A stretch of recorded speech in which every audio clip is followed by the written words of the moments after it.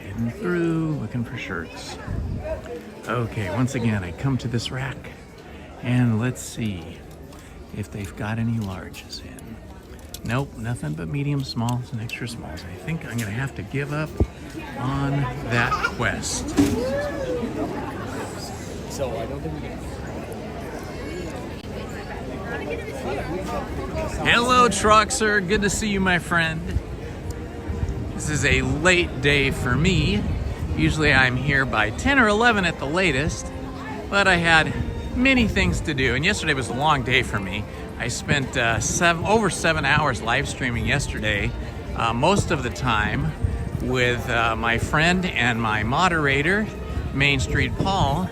So that kind of wore me down and wore me out just a little bit yesterday. And so today I was a little slow to getting up to speed, but I finally got here. I needed to spend a little bit of time reading another hour in my storytime book. You guys look amazing. I love it. So beautiful. Happy Mad Hatter Day. Happy Mad Hatter Day to you. Oh, well, that was fantastic. I didn't even know it was Mad Hatter Day. I do hear music in the park all over the place, though, like piped in music, which is unusual. Don't usually hear that, except at specific times when we have cavalcades and parades and fireworks and projection shows and stuff. But it seems that we have music piped in today all throughout the park. I wonder if it was like that all day long, or if it's just happening this afternoon. I do not know, but it's pleasant, it's nice. Okay, good way to start off today, checking out Walt and Mickey. Let's see. Ooh, people are saying stuff. Let's see. Hello, Haunted Minnie. Oh, I totally had fun. It was so fun hanging out with Main Street Paul. That's the second time we've done that, because he doesn't live down here in Southern California. He has to fly down, so he lets me know in advance. Teacups. Maybe, we'll see. I did teacups yesterday with Paul. It was super fun because he's a big, strong guy, and boy, he had those teacups spinning faster than I can remember ever having them spun. So that was a lot of fun. But here we are, looking at the Sleeping Beauty Castle.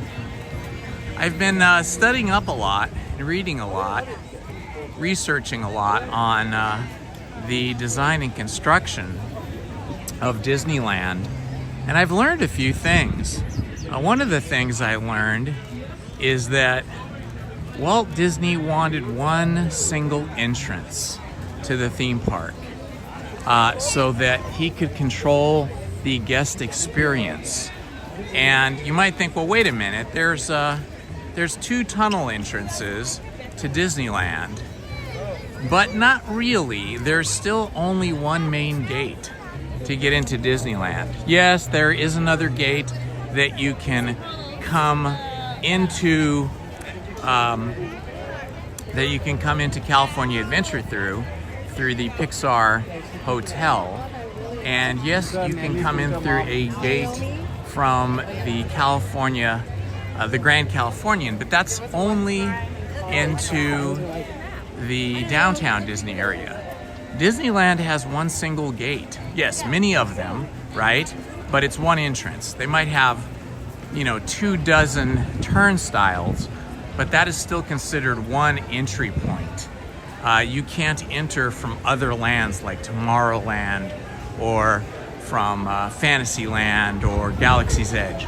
Everyone has to come through those main turnstiles, and then you can go left or right under the Disneyland Railroad, and therefore you're going through one of 2 tunnels. Well, this was an interesting thing because at the time when Disneyland was being designed, Disney had set some of his executives out to Chicago for a big fair. Well, it was a fair, but it was like a big meeting, an annual meeting of businessmen that own theme parks. And so he sent some of his executives over there to do some research. And all of the really big theme parks, of which there was 6 or 8 in the country, like Coney Island and so on, they had their actual owners there. So Disney's executives set up a suite at one of the hotels there in Chicago, and invited all of these very successful theme park, if you can call it that. They weren't really theme parks, they're kind of more like carnival type things, if you've ever been to Coney Island, or like the kind of theme parks you would see at a pier along the coast. And these were not the theme parks that we think of today. They were more like think of a county fair. Think of a county fair. If you've ever been to a county fair, like the Orange County Fair or any county fair in your state or county, it was more like that, except they were privately owned. They had multiple entrances to get people in and out quickly and easily from the parking lots. So that was a completely different way of getting guests in than what Walt had.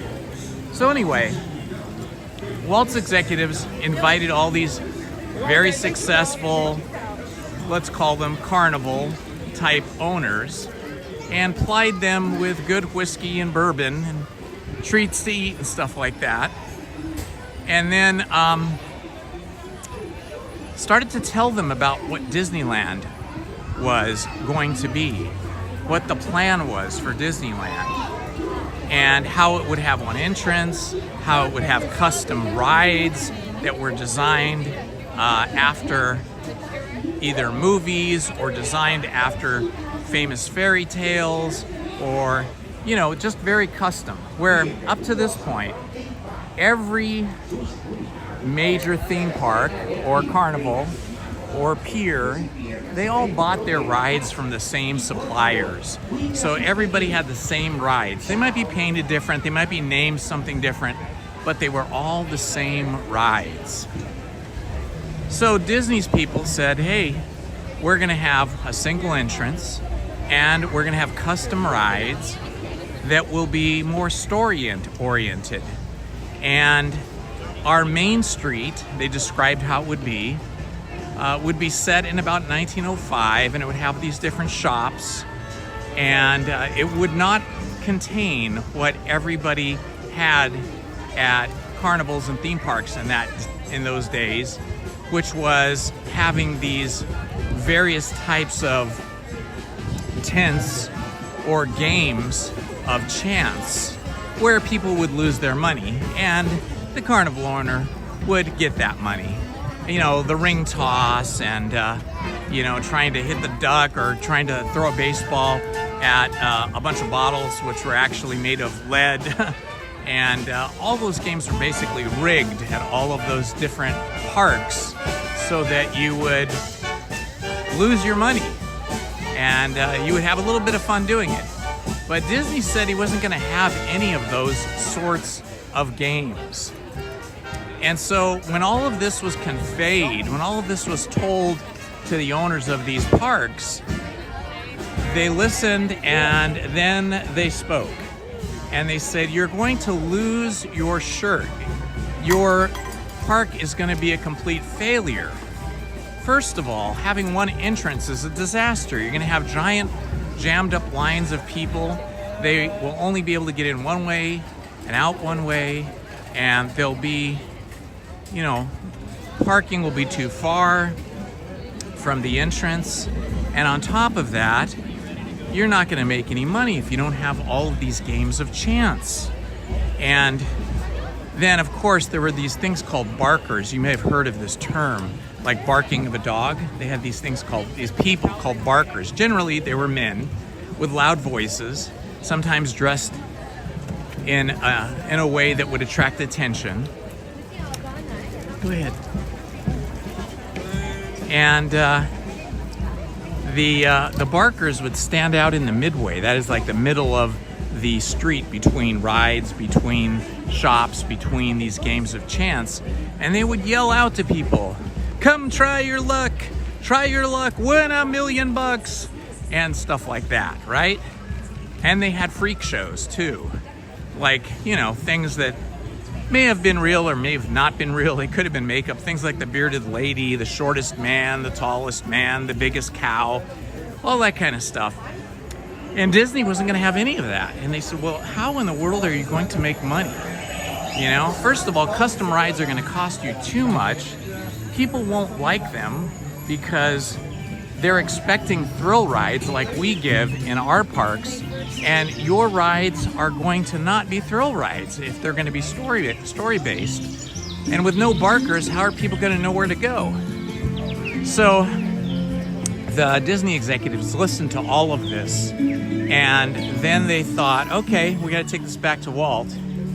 And they told all this to Walt, but Walt was very firm in his beliefs that what his vision was not a carnival, not a pier-based, not a ocean pier-based park, and not a thrill ride park, but instead a park that would tell stories through guest experiences, walking through the park and going to attractions. Walt's idea was that his attractions, he didn't like to call them rides, he called them attractions, would entertain and would educate. They would have historical, and they would have historical attractions that told some history. We can think of that here, like Mr. Lincoln, right? And then, boy, it's really loud here. They've really got the music turned up at the park here today. And they would also entertain by having attractions and rides that were connected to some of Walt Disney's movies, whether they were animated or live action. So Walt was, in his mind, creating a theme park experience that was really about storytelling and not really about thrill rides. Well, all of the park owners that met with Disney's executives thought Walt was crazy, he was going to lose all his money. But Walt had a different vision. And his vision was control the user experience. If you have all these entrances coming from all different parking lots, coming into different areas of the park, you have no control over what the guest experiences as they come through the park and are introduced to the different lands in the park. So that was the beginning of how Walt extended his storytelling from animated films and movies to a theme park. Let me come over here in the shade so I can see who's in the chat here.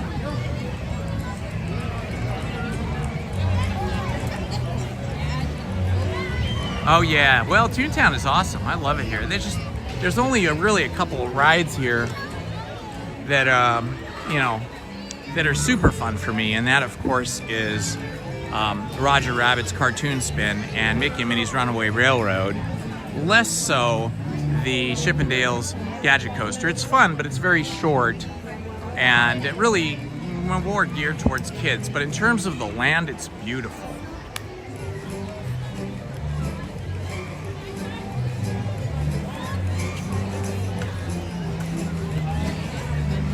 Hello, Mickey Stein, Haunted Minnie, and Troxer. Hello, Jacob Herring. Who else do we have here? Well, we have several people here. We have about 40 people here, but not everybody. Oh, look, it's Goofy. But not everybody's saying hi. Feel free to say hi in the chat if you want. You can tell us what city, state, or country you're watching from. We just saw Goofy go through Toontown there. So, what Walt was imagining was something that didn't exist. And there really wasn't a word for it yet. Look at Mickey's mailbox. Oh, this is awesome. I want to make a mailbox like that. That is super cool. I mean, mine couldn't be as three-dimensional, but it would be fun to make one out of plywood or something, right? That's super cool. Right out in front of Mickey's house. Yeah, so he was developing what would be Disneyland, and there just weren't words or terms for what he was going to make. Theme park, I think, wasn't even a term used at that time. They just called them carnivals, really. Oh, here comes Pluto. I love Pluto. Because I'm a dog lover. I love dogs. Oh, he's got a couple little kids following. How cute is that? Nice. So, that's sort of how Walt was different from everyone else that was building what we today would call a theme park, but back then was probably just called a carnival or a boardwalk, like a boardwalk carnival, such as Coney Island in New York. And we have them here in California too. We used to have the Long Beach Boardwalk, and before that, or further down the road in Venice, California, Venice Beach was Pacific Ocean Pier, and we still have the Santa Monica Pier as well. One of the things people, we revere Walt and we love Walt. Walt was a visionary. But one of the things a lot of people don't know about Walt is he was not quick to compliment people. He was, in some ways, reserved with his comments. It wasn't that he was a mean person, not by any stretch of the imagination, but he was a very exacting, precise, perfectionist person. And when he gave you a job to do, he just expected you were going to do this job. And if you did it correctly, then good. No words were necessary. If you did it to his satisfaction, no words from Walt were necessary. But if you didn't live up to his expectations, or you didn't do the job to his specifications, then there might be some words. There might be some corrections. There might even be a flash of maybe not anger, but a flash of impatience with you. Some of his longest-serving workers, animators, artists, and engineers that worked for Walt for like 40 years never even had really a compliment from him. One of his longest-serving employees said that he was only ever complimented by Walt twice in his whole time working for Walt Disney, which is amazing. So whenever someone was actually complimented by Walt Disney, that was actually something really big, something to be remembered, something to be celebrated, something to be cherished.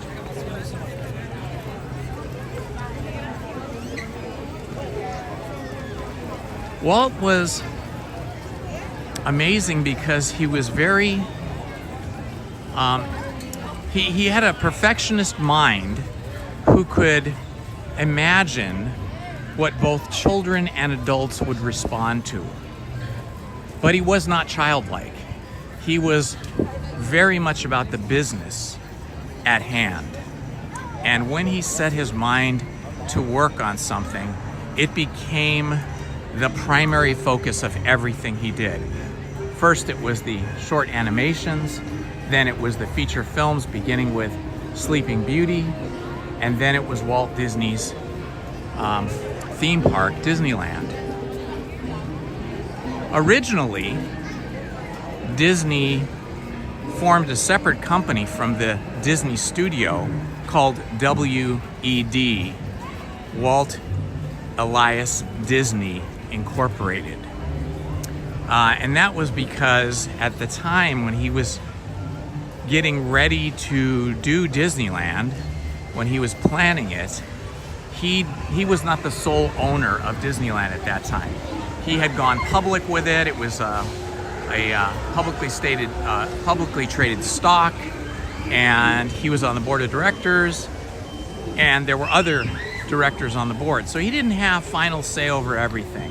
He didn't always get his way.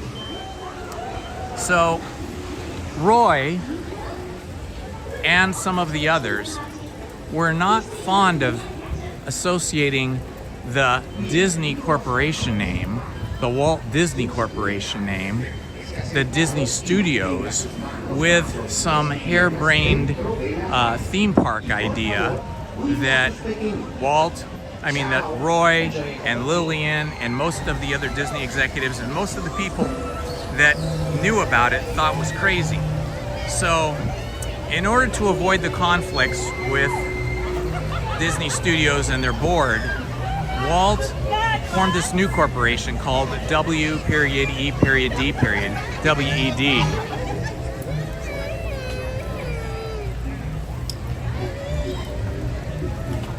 And he would cherry pick people, artists, and engineers and craft. Though this was a bit jarring to some of the employees at the studio, Walt was right.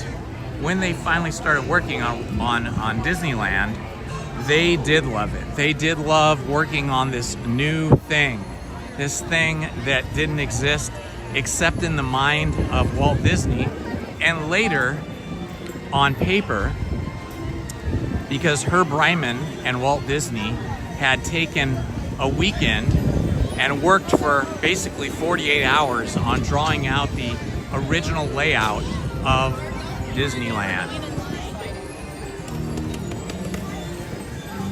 And it was from that original drawing that all of the artists and craftspeople and engineers that Walt started to bring from the studio into his new enterprise, WED, to build Disneyland, it's from there that they flowed.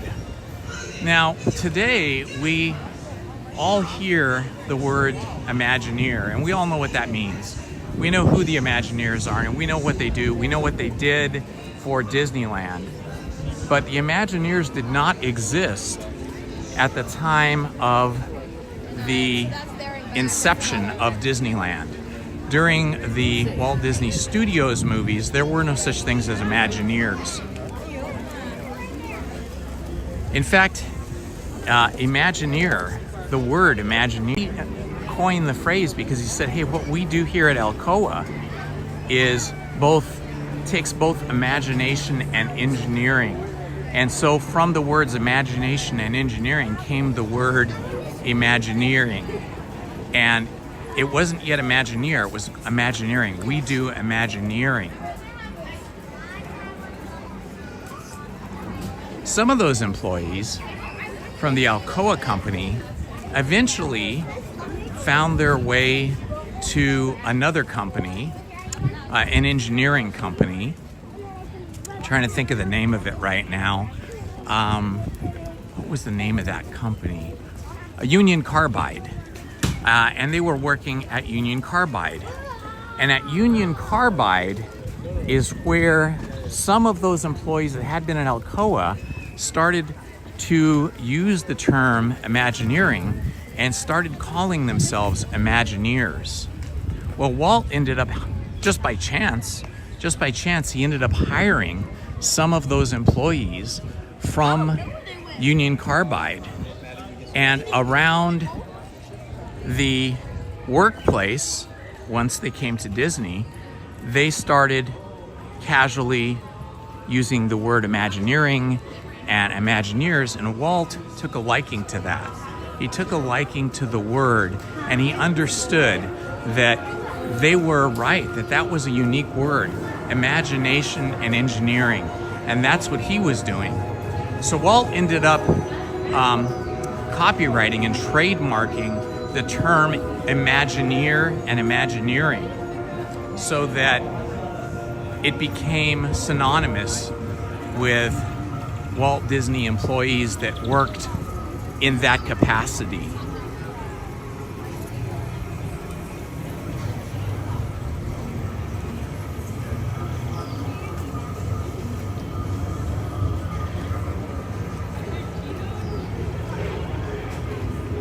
It's beautiful when you have a collaboration, a cross pollination of two great people with great imaginations.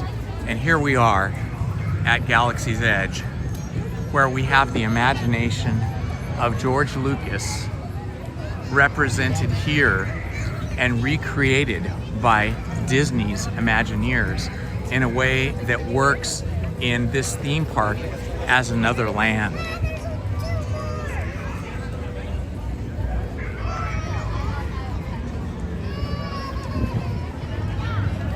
So, even though Disney had all these detractors, even among his employees, even among his family and his wife and his brother Roy, in the end, Walt was correct. And he proved it to them over and over again that he was a visionary.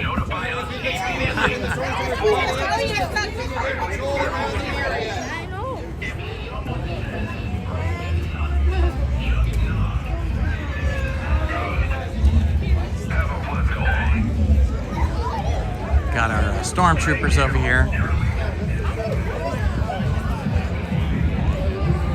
Aga's Cantina over here on my right. So I thought it was interesting in my research to find out that the Imagineers and the word Imagineering did not originate with Disney. I always thought it was something that Disney created, that Disney made up. But in fact, Disney adopted it after his employees brought it along from Union Carbide, and before that from Alcoa Aluminum.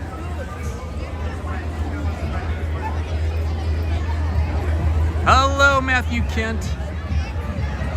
Good to see you guys. It's a little busier here than I expected because I came so late. Absolutely, Walt was so far ahead of his time. Hello, John Hammond. Good to see you, my friend.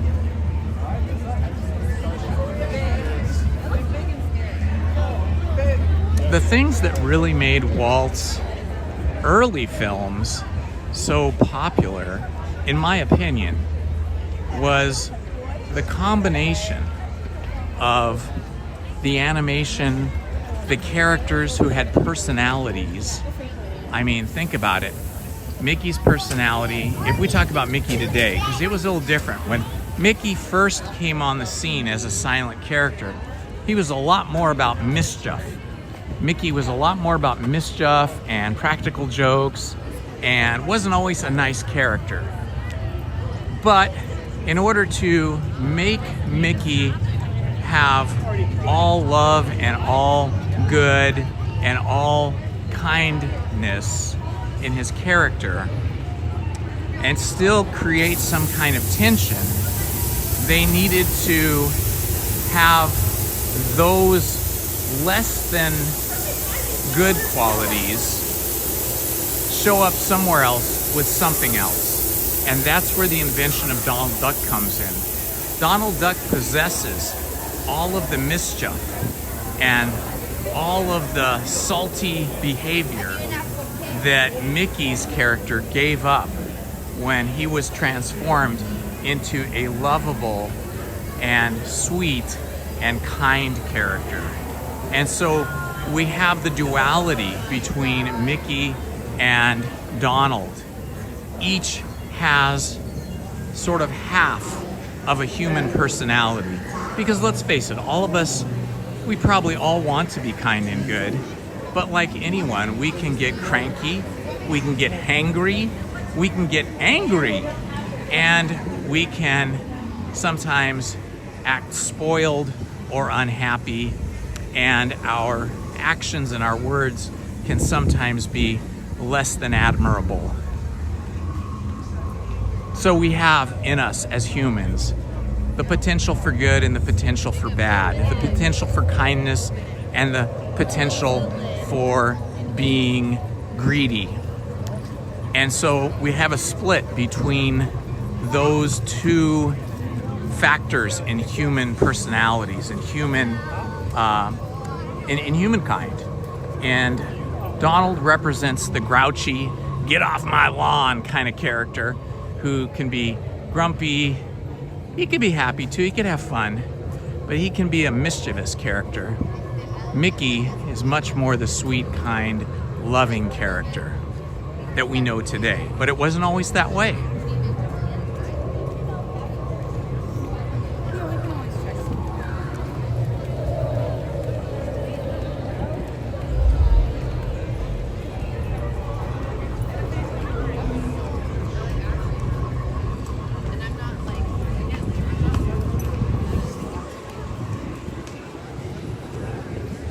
All right, just walking through the park today. Yesterday, I think I counted them up, and I think Main Street Paul and I did 9 or 10 rides in 7 hours, and we saw the Disneyland band, not the Bootstrappers, we didn't see them. We saw the Dapper Dans, the Disneyland band, the Straw Hatters, and maybe a few other musical entertainments. Let's see what the wait time is here. 55 minutes. That's a little too long for me. I'm gonna pass on that today. This is usually about the time I start getting ready to leave. But I got here very late today. I had to read 2 more chapters in our book, A Silent Witness, that we're reading on the other channel, Storytime with Indiana Holmes. And so that took a little bit of time. I had to read 2 chapters. That was like an hour and 15 minutes, and then I had to edit them and upload them to YouTube for tonight when they are premiering at 6 p.m. And then we just have 1 more chapter tomorrow, and that'll probably only take about 35 minutes. And then I think I will debut the new book, The Great Gatsby, which I will begin reading either tomorrow after the completion of A Silent Witness, or we'll begin it on Wednesday. Of course, Wednesday is Lizzie's big birthday. She's gonna have a birthday that ends in a 0. I won't tell you which number comes in front of that. I guess you'll find out on Wednesday, and you'll get to see her debut her new vest that she crocheted for Halloween. So it's got orange and black, and she made herself her own sort of ribbon badge, like the one that she modeled it after the mayor from Nightmare Before Christmas. And then she made a badge that says her birthday year, like how many years she is. So you'll see all that on Wednesday. We're planning to be here at Rope Drop or close to it with our daughter Willow. So that'll probably be a pretty long day, because Willow only comes to the park maybe once or twice a year, either on my birthday or my wife's birthday, sometimes both.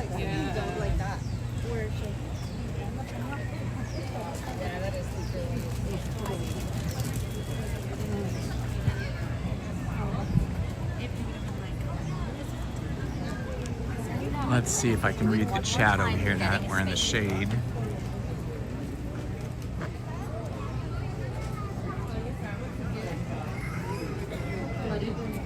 Oh, we're definitely not going to be going live all day. We'll probably maybe go live just for a short time so that Lizzie can say hi to everybody and you can see her cool outfit and her ears and everything that she made. Thanks, Troxstar. I saw that about pirates. And so, yeah, we'll probably just go live for maybe like 20 or 30 minutes on that day. I think my daughter Willow doesn't appreciate having to go places with me live streaming. She likes to have all of our attention, and all of our attention should be on Lizzie on that day anyway. I almost got Lizzie to come with me this afternoon because she was working from home today and she didn't have that much to do, but she had some other things she wanted to catch up on, gardening and so on, so she stayed home. Plus, I'm not going to be here that long today. I just wanted to kind of walk around and enjoy the park, talk about Disney history a little bit.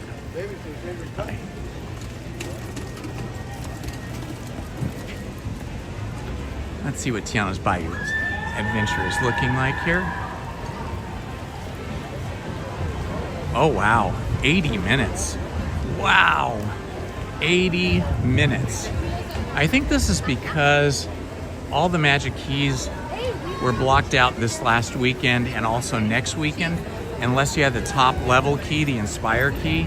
So I think that all of the people that have the lower keys, like my wife Lizzie, and lots of other people are coming here on Monday, and they'll probably be coming whatever days they can get away from work or home.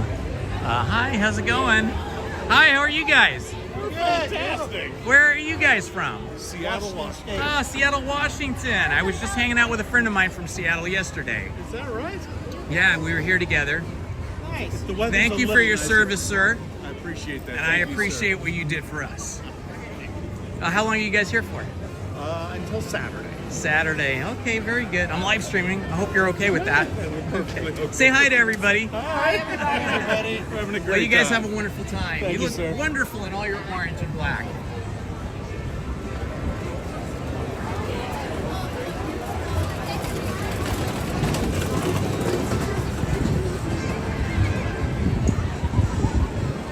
Okay. Well, it looks like single rider is not too bad. I don't know if it's open or not. I don't know if they're doing single rider. It is slammin' jammin' here. But I'll stand here and see if they're going to take single rider or not. Single rider might be really busy. This will be the first ride I do today. Figure if I'm going to get in a wet ride, I better do it early while it's still warm so I can dry out. So this is what I'll do.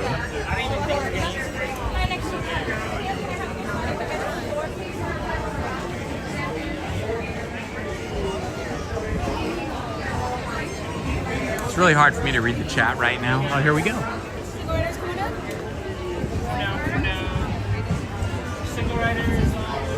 All right, single rider getting right in. All right, there's not even a line here in the hallway. Sometimes there's like a giant line in the hallway here when it's busy like this. ¿Cómo están, amigos? Por su seguridad, permanezcan sentados con las manos, brazos, pies y piernas dentro del vehículo. Y cuiden a sus pequeños. Y venga la diversión.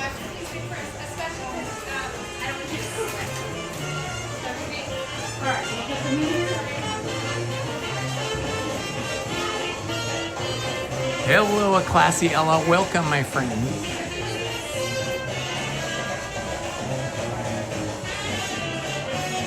Just going back to the chat here. Now that I'm in a darker place, I can read the chat a little bit better.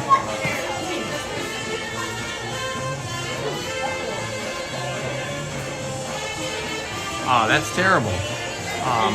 Mickey Stein, that's terrible that they shut down Pirates for the day over at Walt Disney World.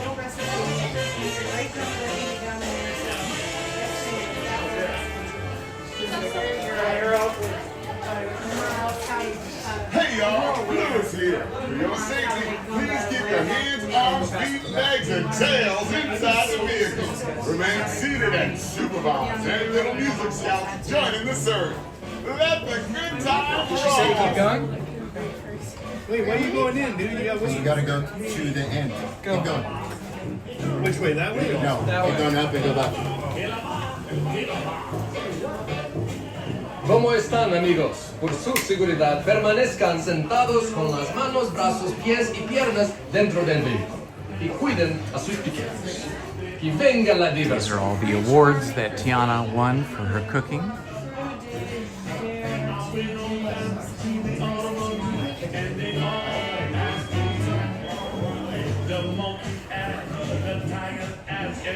You guys can meet Willow on camera if she's okay with it. Willow is our daughter. I don't know, what is she, 22 or 23 now? I can't remember. And she is very particular about her image in terms of like sharing it with people that she doesn't know and stuff. So we'll have to see if she's agreeable to it. I'm sure she'll go on camera with Lizzie. Probably not on her own though. Unfortunately, our oldest daughter couldn't come. She usually comes with us, but she couldn't get away from work. And somebody needed to take care of her dog and our dog, so she's going to take care of both our dogs.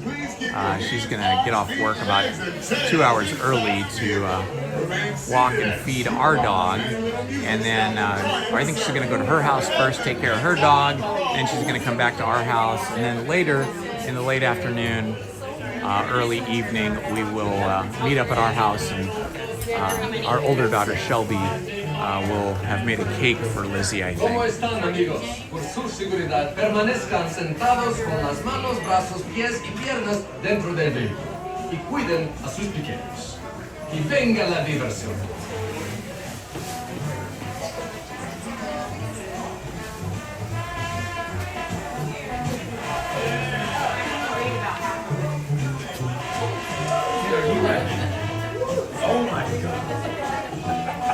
Hello everybody, if you're new to the channel, this is Indian Holmes. Welcome to the channel. We have a great group of people here. Everybody is very kind and sweet, respectful, and there is a lot of collective knowledge among the subscribers and people here in the chat today. Collective knowledge about Disney, Disneyland, and Walt Disney World. So it's kind of a treat to hear from people in the chat as they provide different factoids for us and tips. Hey y'all, Louis here. For your safety, please keep your hands, arms, feet, legs, and tails inside the vehicle. Remain seated and supervise any little music scouts joining the surge. Let the good Thank you. times roll. It is 75 degrees here today, so not bad at all. Oops.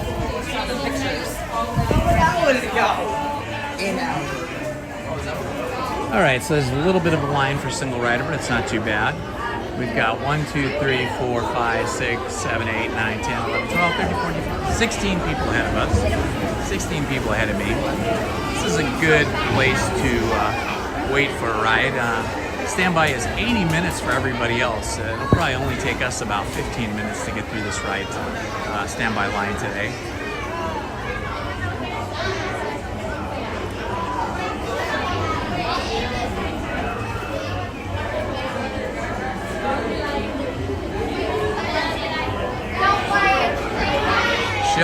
Shelby can't come because she's gonna be working, and then after work she's gonna take care of our dogs until we get home to our house, and then we'll have cake with Lizzie.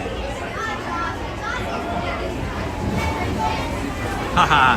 Hey, Haunted Minnie, I have not brought my poncho with me all summer, and I didn't bring my poncho today. When it gets really cold, I absolutely will be bringing my poncho, because when it's like today, when it's 75 degrees and warm and sunny out, I'll dry off pretty quick, so I don't mind getting wet. But when it gets colder, then I'll definitely put the poncho on.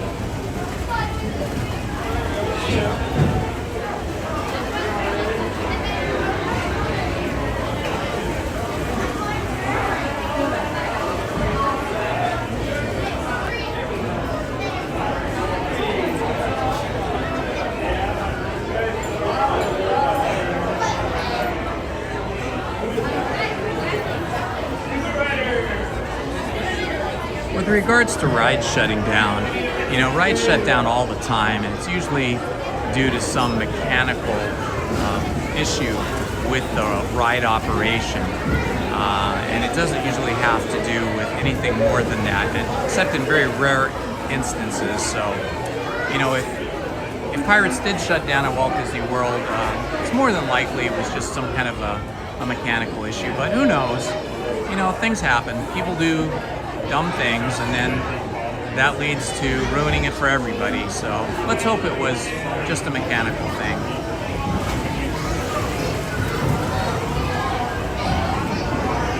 Yes, Haunted Minnie, this is the first ride of the day. I figured if I was going to get wet, I better do it early while it's still warm outside and still sunny, so I could dry off and not feel all cold and clammy.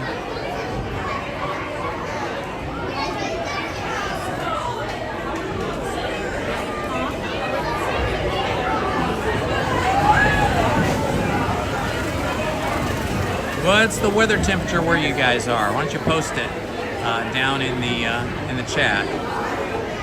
75 degrees here is beautiful. I wish it was 75 degrees all year round.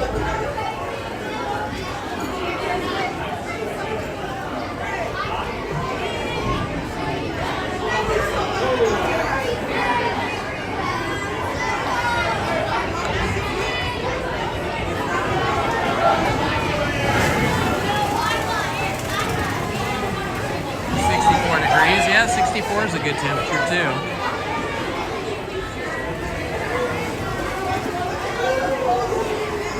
'71, okay, 71 is good. It was cold and overcast all day where I live. I live near the beach, not at the beach, but near the beach. And it was cold and overcast all day until about 1 o'clock. And then the sun started coming out, so I wasn't in a big hurry to get here with that kind of weather.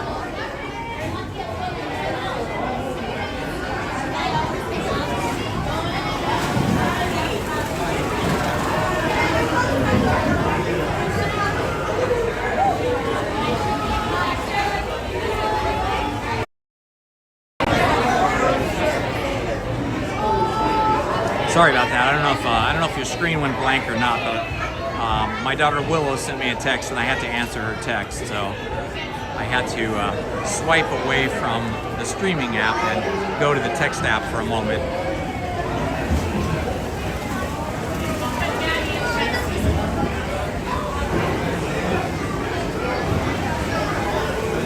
All right, we're working our way down here.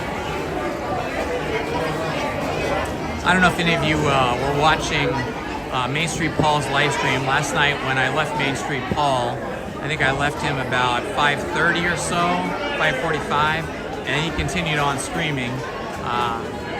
When he got to the part for the parade, the nighttime parade, and then the projection show on the castle and the fireworks, I tuned in and watched him last night. It was pretty good. He has a really, really nice camcorder that has a really great zoom on it, so he was able to zoom in. But he had great spots anyway. He was like right in front of the castle and right along the parade route. Good coverage.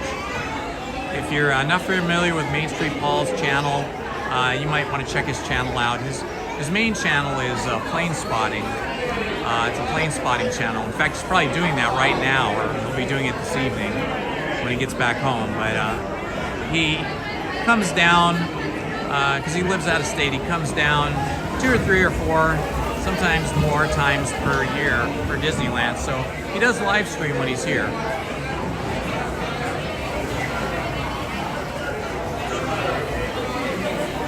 '83 degrees, now you're talking. My ideal is about 78 degrees, but 78 to 83 is excellent. And I'm at 75, I'm happy with that. But over 83, it starts to get a little too toasty for me. And 85 to 89 is a melting point for Indy.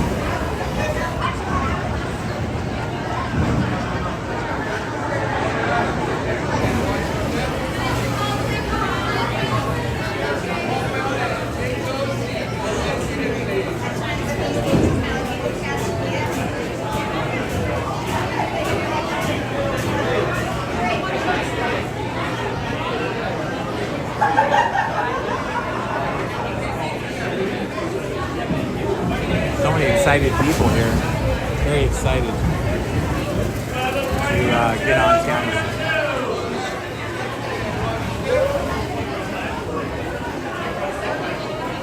So most of the rides here at Disneyland are telling a story. They're at least, at minimum, they're inspired by a story. Alice in Wonderland, of course, is telling the Alice in Wonderland story. And all of those rides in Fantasyland tell a story.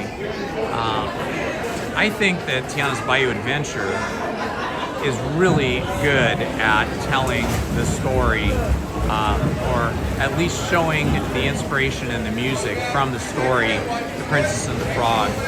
And when it was Splash Mountain, of course, it wasn't really telling the story of Song of the South, but it was celebrating the characters of Song of the South. I think that last big main show building that we go through after the big drop really helps tell the story pretty well. And then, you know, you have Madame Odie, and, you know, just like when we were standing in line there for single rider, the single rider hallway there has all of those ribbons and awards for Tiana, winning cooking competitions, and there's newspaper clippings and things all about Tiana and her father. And so I think when you look closely at this ride, not just the log ride part, but everything leading up to it, you get more informed about the story and you start to see the connection better.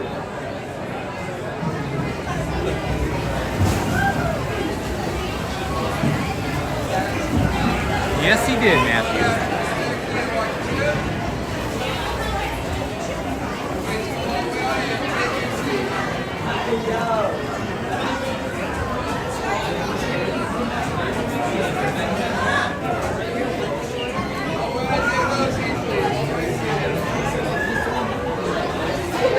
All right, there's just 2 people ahead of me, and then I'll be on.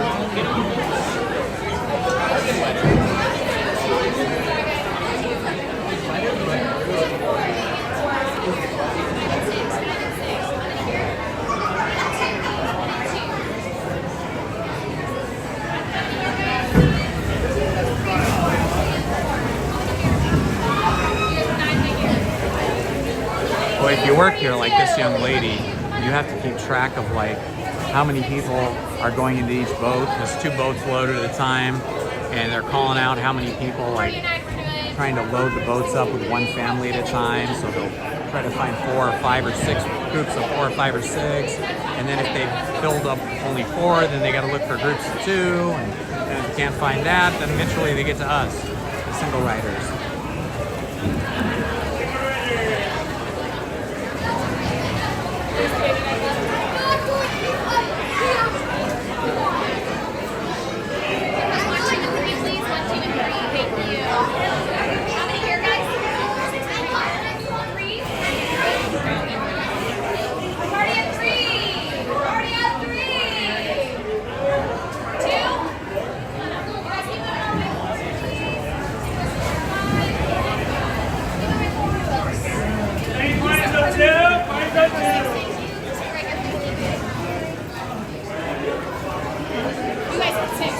All right, I'm the next one, guys.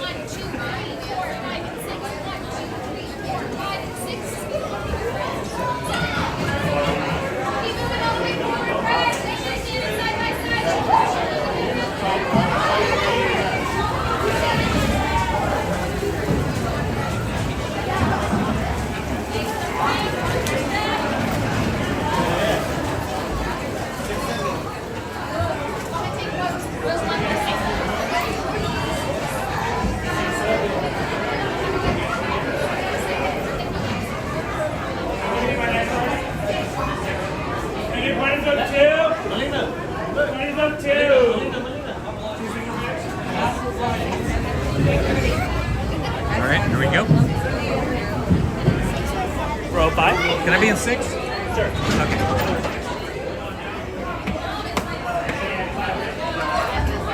All right, got my favorite spot. Row 6, 7. Just the back of the boat. My favorite spot.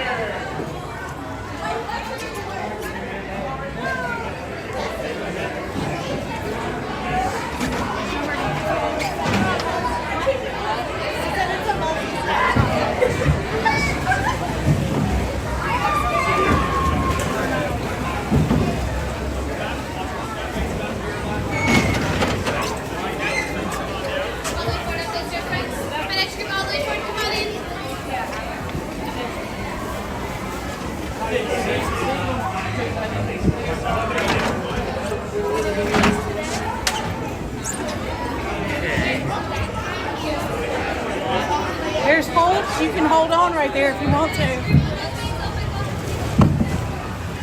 I hope your hair doesn't get wet. I really don't care. Oh, that's good. Okay, good. That's the spirit. Sometimes we get really wet on this ride, sometimes we don't.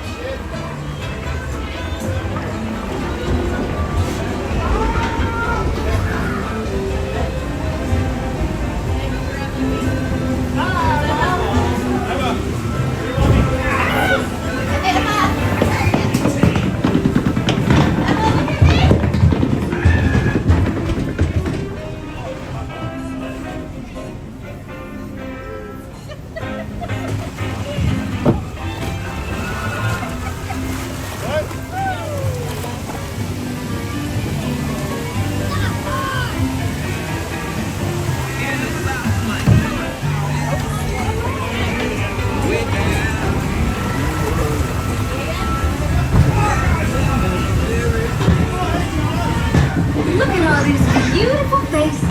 Let's join Louis up ahead and find some musicians for our party.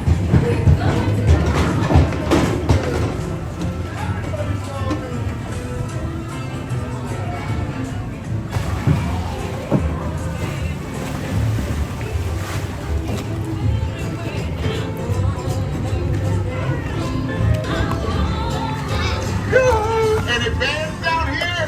Come out, wherever you are.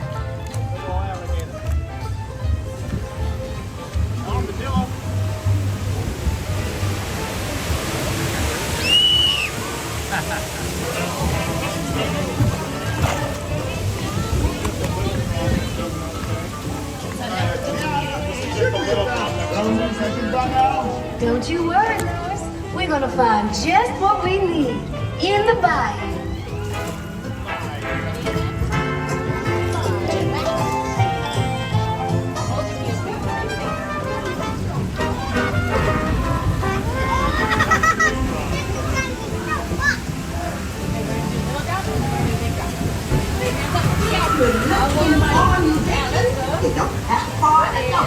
Tell the people Mama told you so.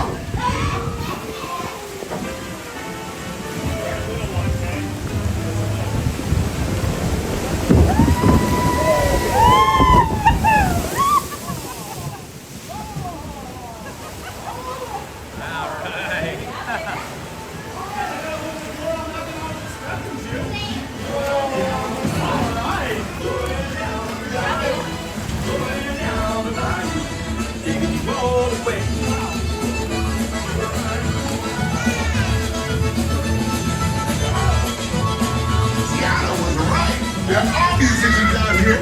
I would love it. Boy, you were right. The Bayou's got just what we need.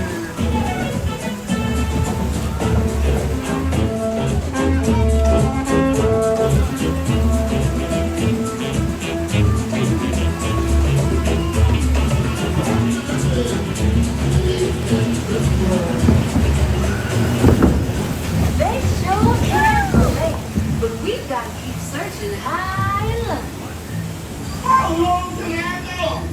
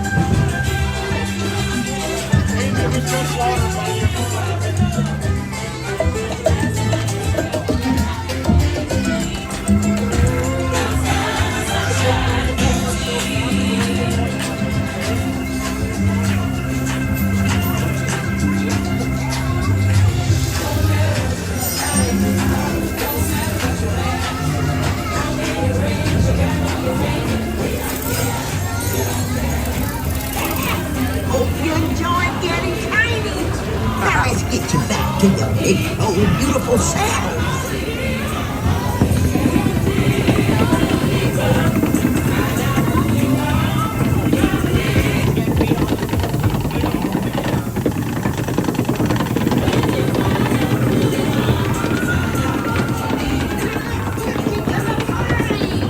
You'll get there in no time.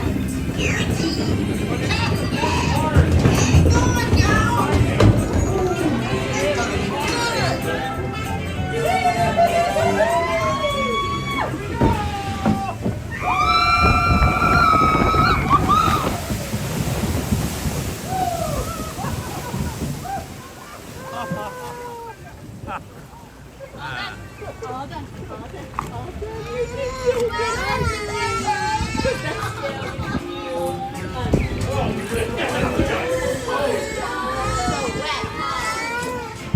Now you will be hot. I'm gonna put you in the sun. Oh my God. Poor baby.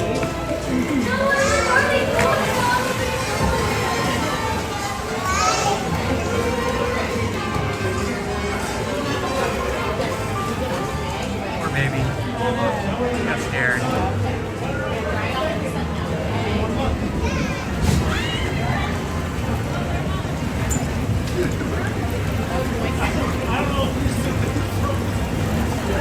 It's okay. I'm super wet. Backpack for the brunt of it. You're good. You never can tell. In the back or the front, it just depends on the water level.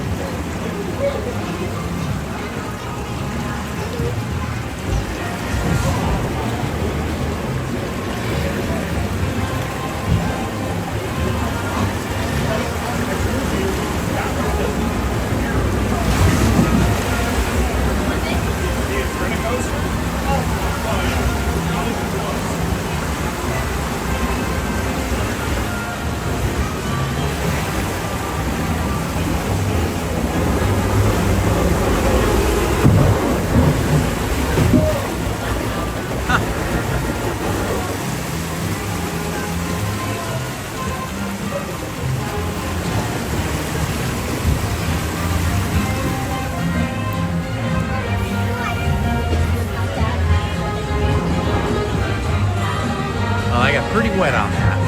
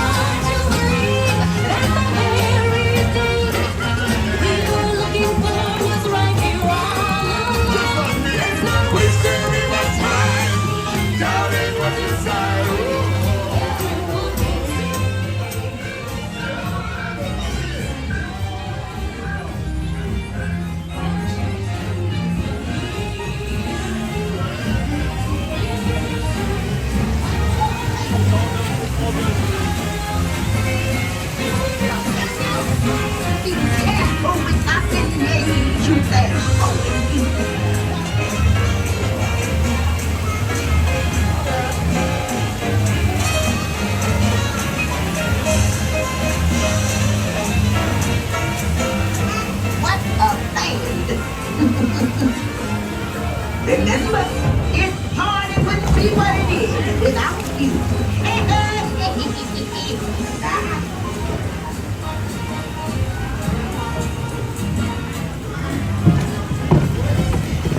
I knew y'all would make a big splash at this party. See y'all again soon. What a band! Look here.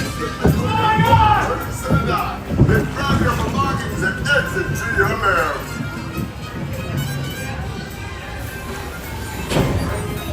Welcome back, y'all. Please remain seated until your boat docks and comes to a complete stop.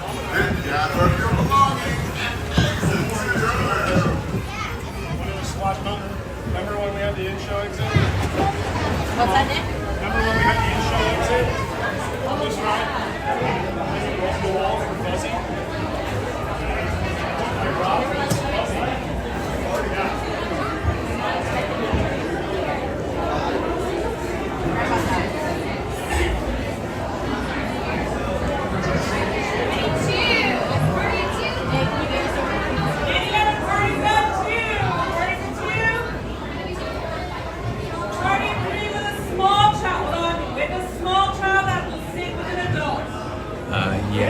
super wet. I'm wearing shorts as I usually do when it's warm, and my legs are soaking wet. Shorts are wet. My shirt's wet. I got very wet.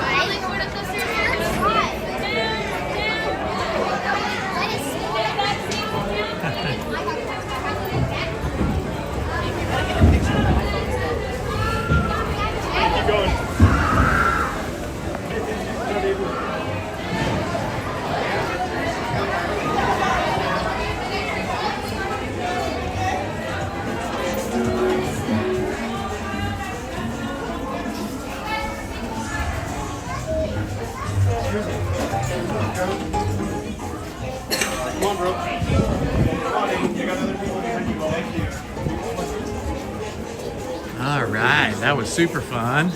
Thank you.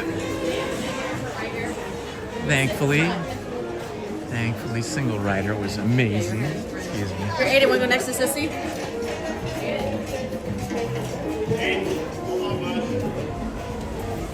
Go Dodgers.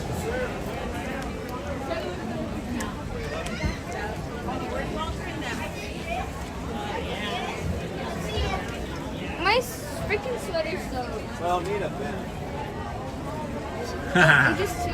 There we are.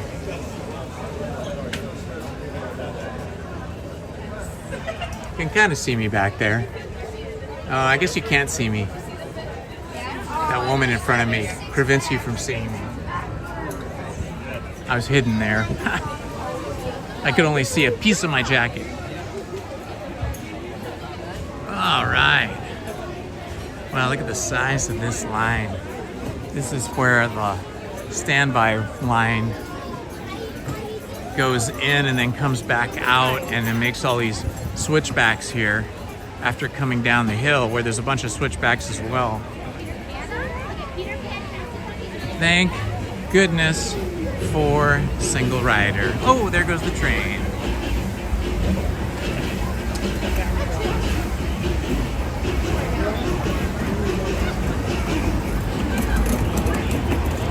I am guessing that most of the people here today on this Monday afternoon are Southern California pass holders, like SoCal pass holders, because they still do have the SoCal resident pass, which is the least expensive one. I'm not sure what it costs now, but I'm guessing it's somewhere in the neighborhood of $600. And you have massive quantities of blockout days, whole weeks and months that are blocked out if you have the SoCal pass. Pretty sure they can't come all summer long, but beginning here in fall, they can come on weekdays and maybe one weekend day like a Sunday or something.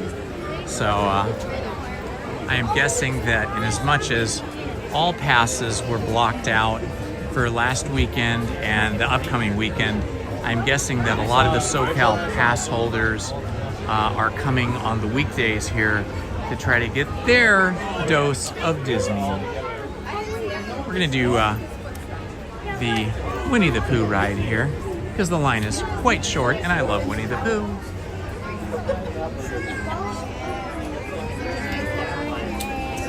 Well, I think if I got here early, it would have been a light crowd, but I didn't get here until about 2:15, and on any school day from about 2:30 onward, it gets very busy because kids get out of school and then their parents or their siblings or their family takes them to Disneyland, or if they're old enough to drive, they come on their own. So I would say it's pretty busy right now,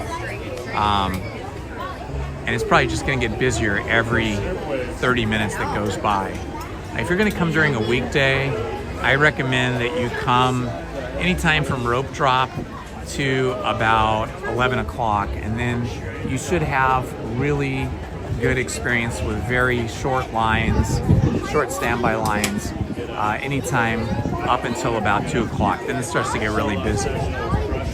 So that is my advice to you. If I'm not busy in the mornings, I usually like to get here between 10 and 11. I'm just not a morning person. You know, I don't really feel awake. I mean, awake is maybe not the right word. I don't really feel energized to do stuff until like around noon. I'm perfectly happy just doing projects around the house.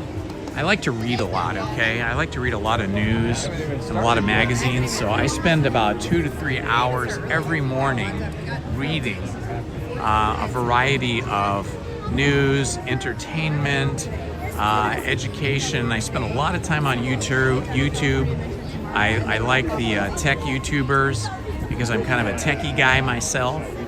And during the WNBA season, I watched a lot of WNBA, especially Indiana Fever videos. So I'm really, if it was my choice, I wouldn't even leave the house until like noon. But you know, sometimes depending on the time of the year, you just have to be here early if you want to have a good experience. I mean, you always have a good experience, but if you want to get on a lot of rides and not be dealing with a lot of standby lines and lines for food and stuff. So if you can get here rope drop, it's always the best, okay? And if you can get here at 10, that's like, or by 10, that's second best. 11 is starting to get a little bit busy. And then of course, when school's in session, any day after 2 p.m., it's gonna be much busier.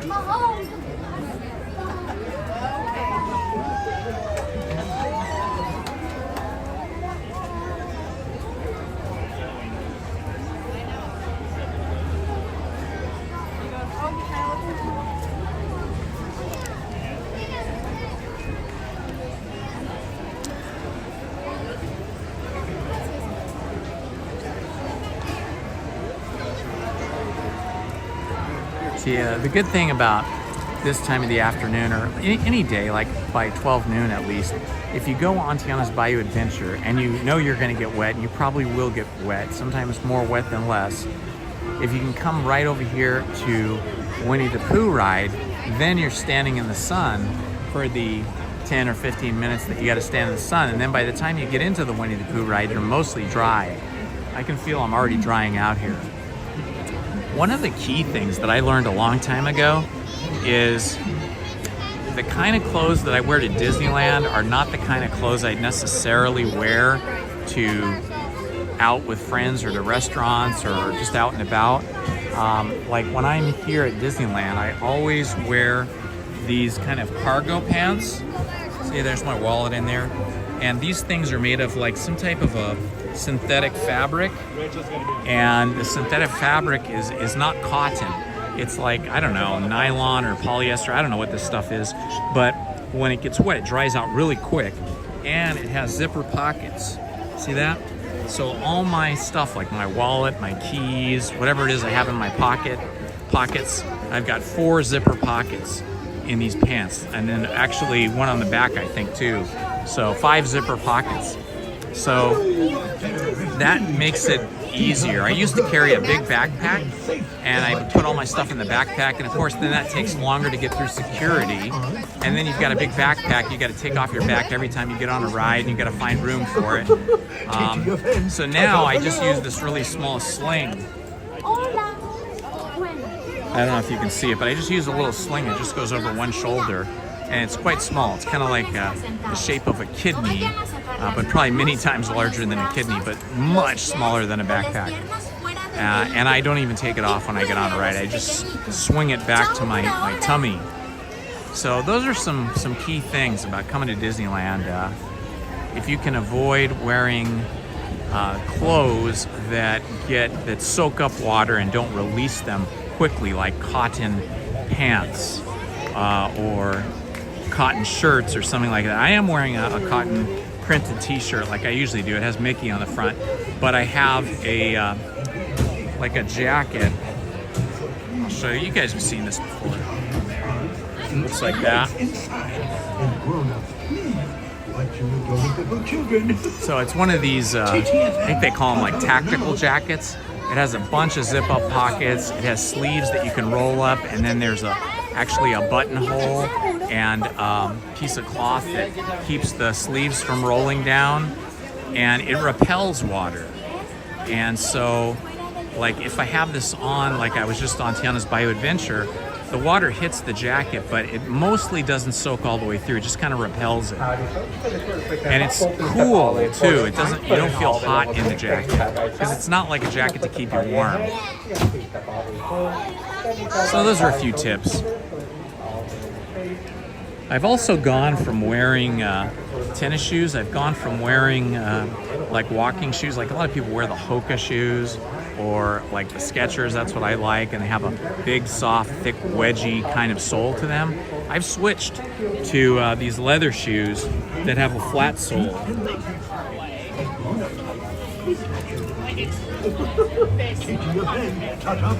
And I find that these are actually more comfortable than the walking shoes that I've been wearing to Disneyland for years, because, you know, wearing like Hokas or Skechers or any of those shoes that have kind of that big, thick, foamy wedge sole. One. Row 3, thank you. That, it's almost like walking on high heels, like low heels, like kitty heels or something. So it puts more strain on your lower back and kind of tips you forward a little bit. Having these flat soles with like, there's like a hiking pattern, a hiking shoe pattern to the bottom, is much more comfortable. For me, anyway. Everybody's different. Just things I've learned over time that work for me.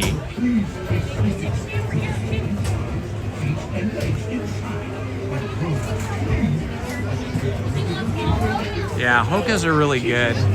People love those, and the Skechers, but I've given up all that, and now I just wear these flats that have like this hiking tread on them, and it's fantastic for me.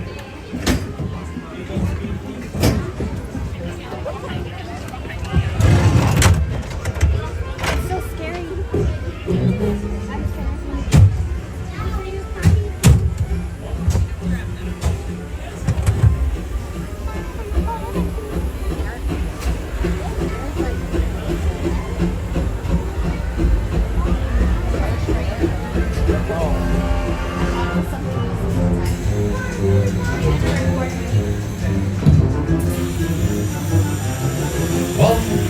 Day in the 100-acre wood, a little bear named Winnie the Pooh set off in search of honey. Look, Mama, look! I'm a kite! Hang on tightly, Will. Happy Wednesday.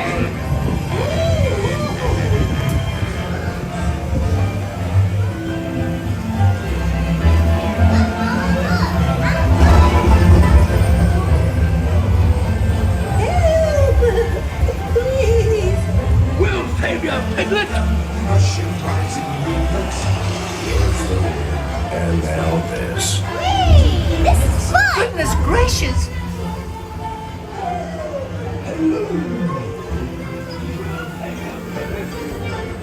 Right this way.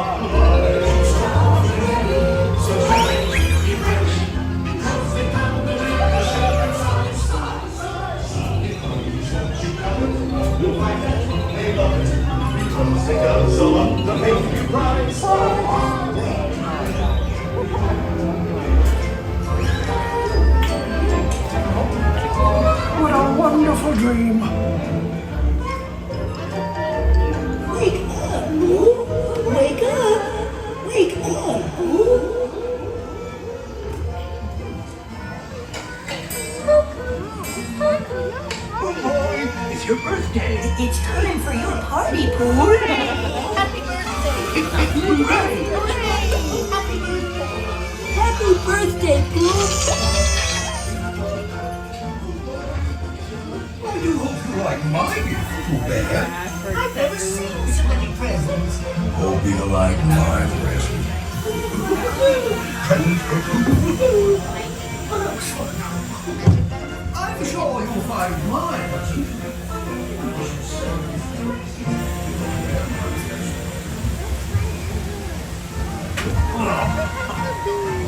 Yeah, the sneakers I wear, I don't really remember the name of them. I was just searching on Amazon and I had really specific keywords I used, like leather, you know, real 100% leather sneakers. Can I go in the store?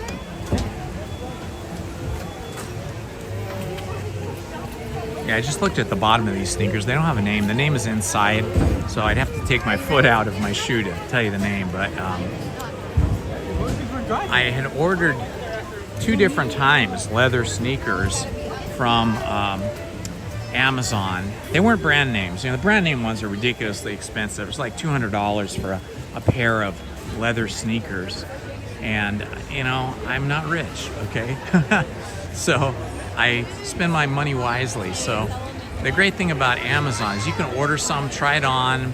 As long as you don't walk outside and scuff them up, you can return them. So I ordered a pair. It said they were genuine leather, but when I got them, they had a cool look, but I could tell the leather was a very, very thin layer of leather on top of cloth. It wasn't solid leather all the way through. It was super thin.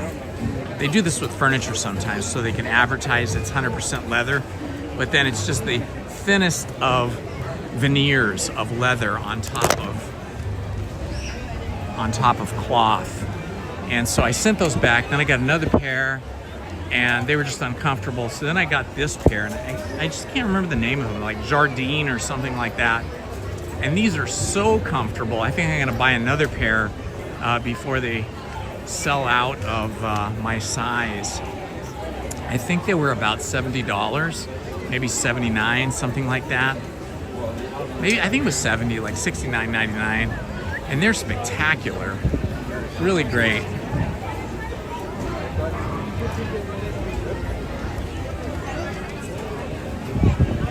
I hate shoes that like pinch your toe or that lift your heel too high in the air so it feels like you're walking on a wedge that's pointed down towards your toe. And these shoes do not do that. If I can find a quiet place here, I'll unlace them and look at the name for you guys. I need to find a little quiet place to do this though. Let's see, maybe over here.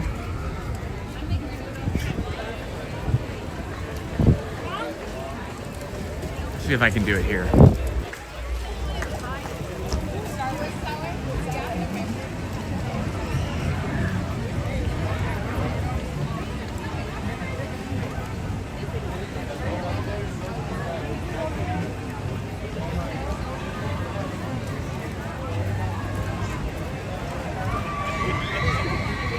Okay, these are, looks like it says Jones or Milan. I'll show you guys. Let me get to the other camera. There it is. It's like Jones or Milan. And they look like this.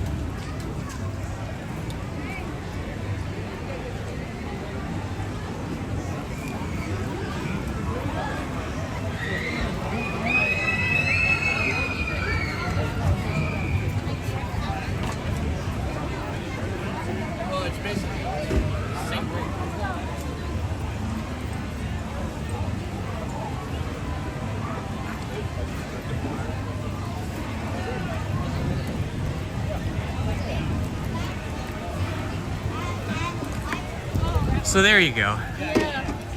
You can, hello Main Street Paul, good to see you my friend. It was so much fun hanging out with you yesterday. I loved that, that was awesome.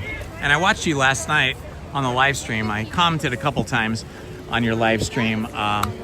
Once when you were live streaming the parade, and another time when you were filming the castle with the fireworks and the projection show.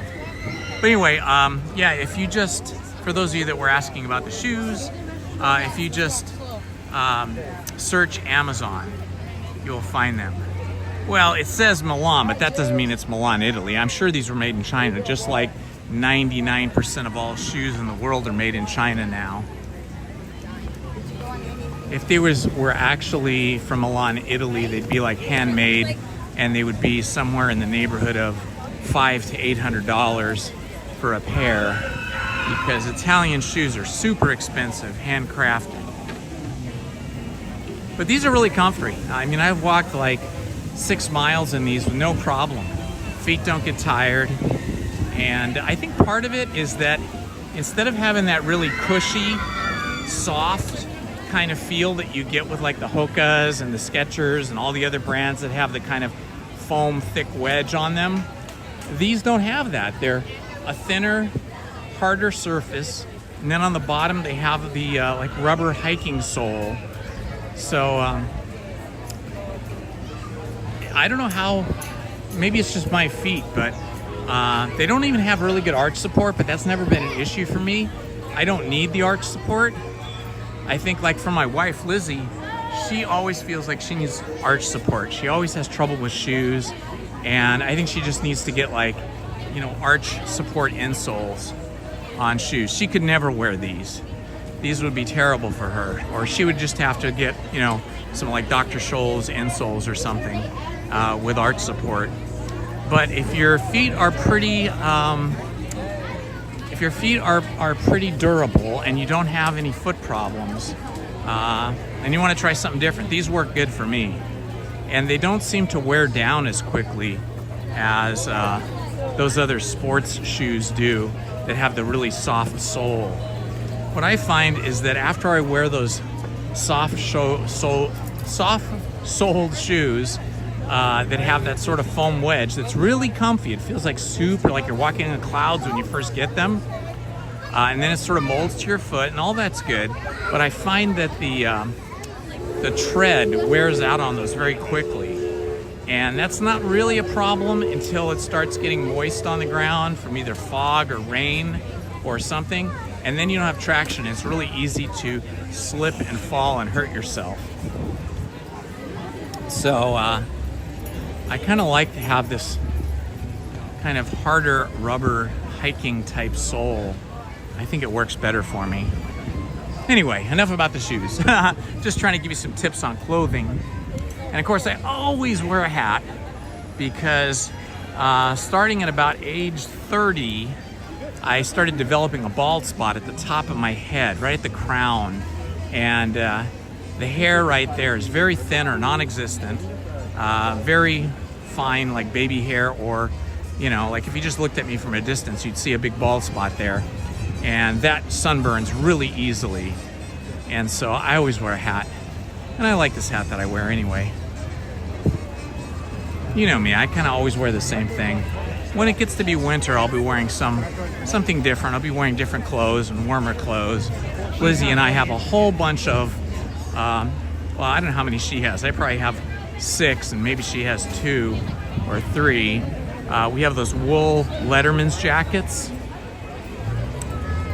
She used to get, when she worked at the studio, whenever a movie would be completed, when it would finish, the crew they would make special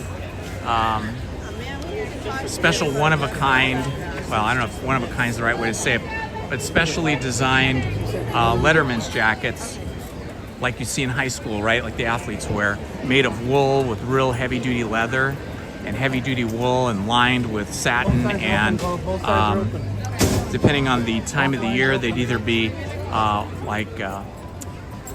the interior would be lined with like a heavy lining that would keep you warm, or you could have a lighter style jacket. And so I have a bunch of those.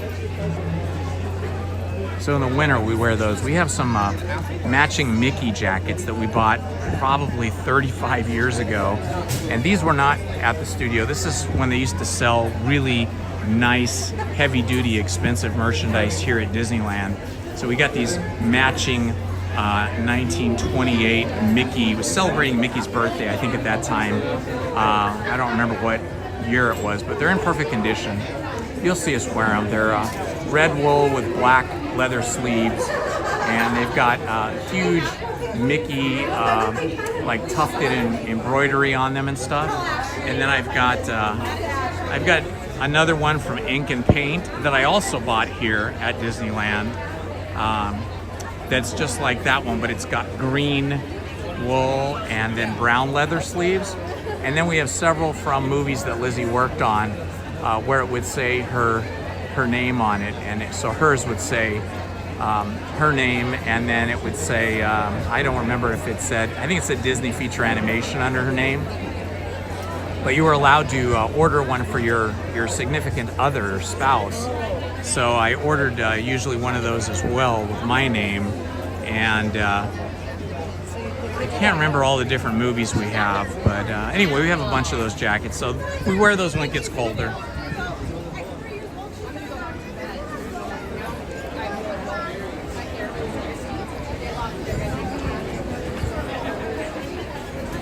Yeah, unfortunately, they don't really make and sell those heavy-duty Letterman's jackets at the parks anymore. We've never seen any like it.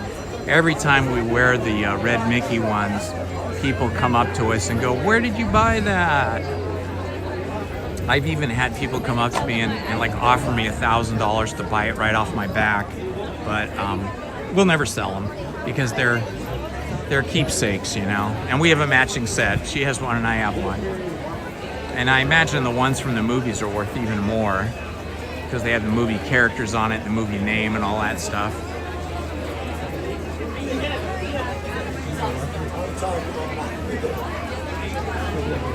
One of my favorite ones, which is more lightweight, it's like sort of a charcoal gray, black wool, and then black sleeves, so it's a little simpler and lighter weight, but it's still wool and leather, was the one I got when Lizzie worked on Runaway Brain, which was a Disney short where Mickey's brain had been taken over and he went kind of crazy. And so I have a Runaway Brain one. That's probably the most rare jacket because probably not that many people got that jacket because it was a Disney short and they don't show that film really anywhere. I don't even think they have it on Disney Channel. I've looked for it. I think it's just on the DVD in front of one of the movies like Pocahontas or something.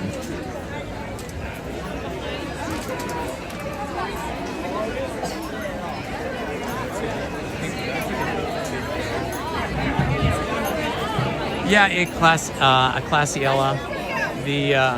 Lizzie worked from, her first film was The Lion King and her last film was The Princess and the Frog. And then she worked on Pocahontas, and I can't remember all the different films. She could tell you. You could look her up on IMDb. There's a bunch of Elizabeth Holmeses, but there's only one that worked on the Disney animated films. But it has a list on IMDb of all the films she worked on.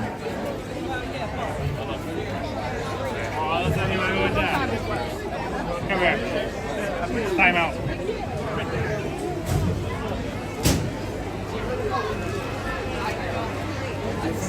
For those of you that don't know what IMDb is, that's the Internet Movie Database. Internet Movie Database was a database of movies that some guy started as a hobby out of his garage, and he ran that website for a number of years, many years, and he would just keep adding movies, and then he would go through and he would add as much information as possible, and then the studios could have an account, and so the studios would fill in all of the cast members and crew members and all of their jobs. And then eventually, I think it was Amazon that bought the website from him. And they bought the IMDb website, and I think he got paid like, I don't know, $10 or $20 million for it. Not bad for something you were doing as a hobby and a passion.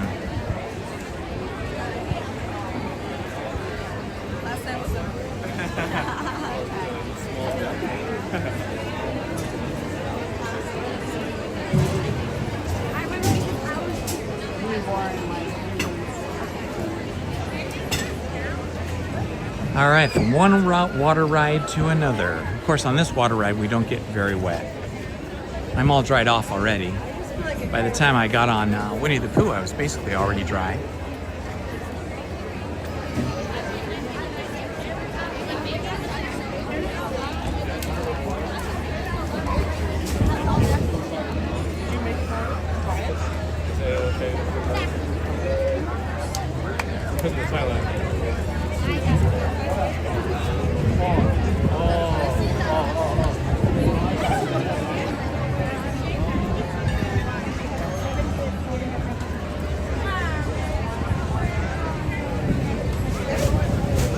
No Jack Sparrow today. Yesterday, when I was standing in line for this, right over there by that second umbrella back, Jack Sparrow was there. If you were here with us yesterday, you saw that. Jack Sparrow was there greeting people and taking pictures with him. Just beyond that, there's a big line, and there is a little walkway that goes to a little patio that is sort of outdoors, indoors, in between shops, and that's where this time of year you can line up and take pictures with Jack Skellington and Sally. We've done that almost every year. We'll probably do it again, probably not on Wednesday, but sometime soon. And then later on, when it becomes Christmas, then it continues, even though it's not Halloween season, because remember, Nightmare Before Christmas is a Halloween and Christmas story. And so you can take pictures with Jack and Sally all through the holiday season here. And it's pretty often that you have Jack Sparrow out here. On the weekends especially. In the summer he was out here on the weekdays, but now that it's fall, he's probably just going to be here on maybe Friday, Saturday, Sunday. Definitely Saturday and Sunday though. Yeah, you can tell the crowd here. Look at the crowd size as we look down towards Adventureland. That's pretty packed out there. So yeah, it's super busy now.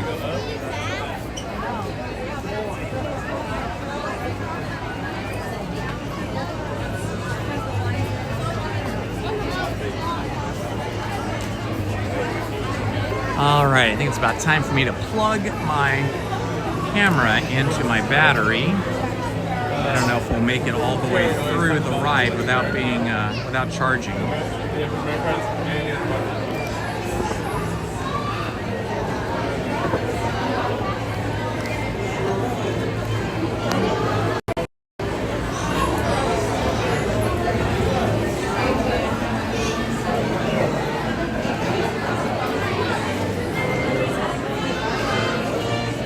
There we are, pirate music.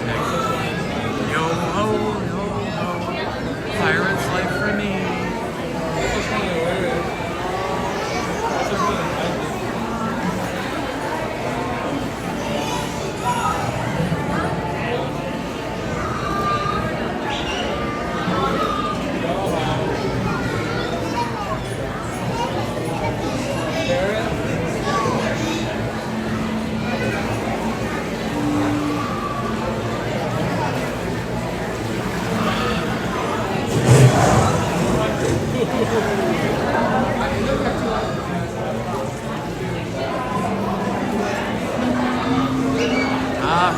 The crowd is moving quick. It always amazes me how fast, how quickly the line for Pirates of the Caribbean is. But when you look at how many people you can fit in these boats, it's like 1, 2, 3, 4, 5, 6 rows. You can fit, let's see, at minimum you could fit about 18 people.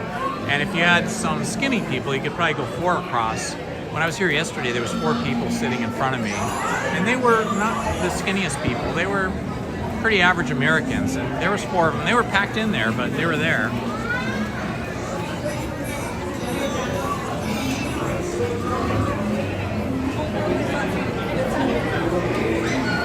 I think the max you could probably do is maybe 21 people. You can fit 3 in the front, 3 in the back, 3 smallish people in the back, and then the middle ones you can fit 4 across. I just saw 4 there. So I think it's capacity here that works in our favor as guests. These boats have a high capacity and there's a lot of the boats.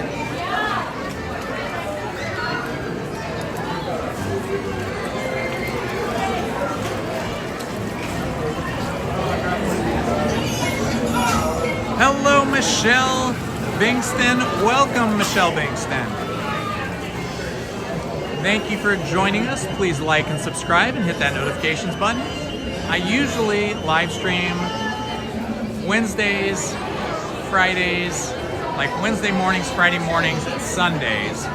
But yesterday I live streamed all day with a friend of mine, Main Street Paul.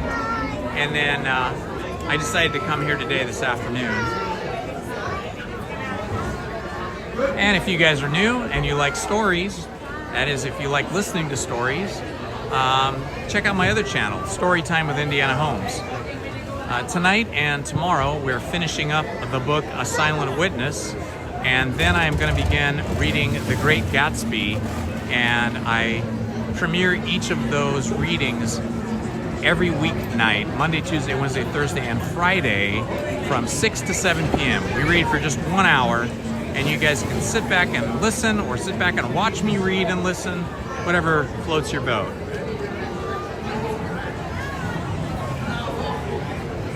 Oh, that's good, that's good. Yeah, you'll see that it says effects. She was an effects animator. Lizzie animated everything that moved that wasn't a character, but if a character was handling a prop, like a hatchet or something like that, she would animate them. How many? One, can I be in the last row? 6, yes. Thank you. Yeah, Lizzie animated all the things that moved that either characters handled or natural phenomena like rain, lightning, leaves, water, all that kind of stuff.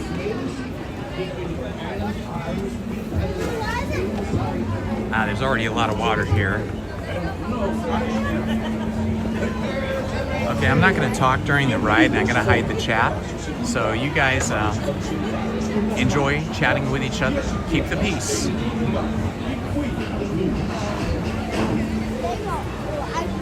My other channel is called Storytime with Indiana Holmes. Storytime with Indiana Holmes.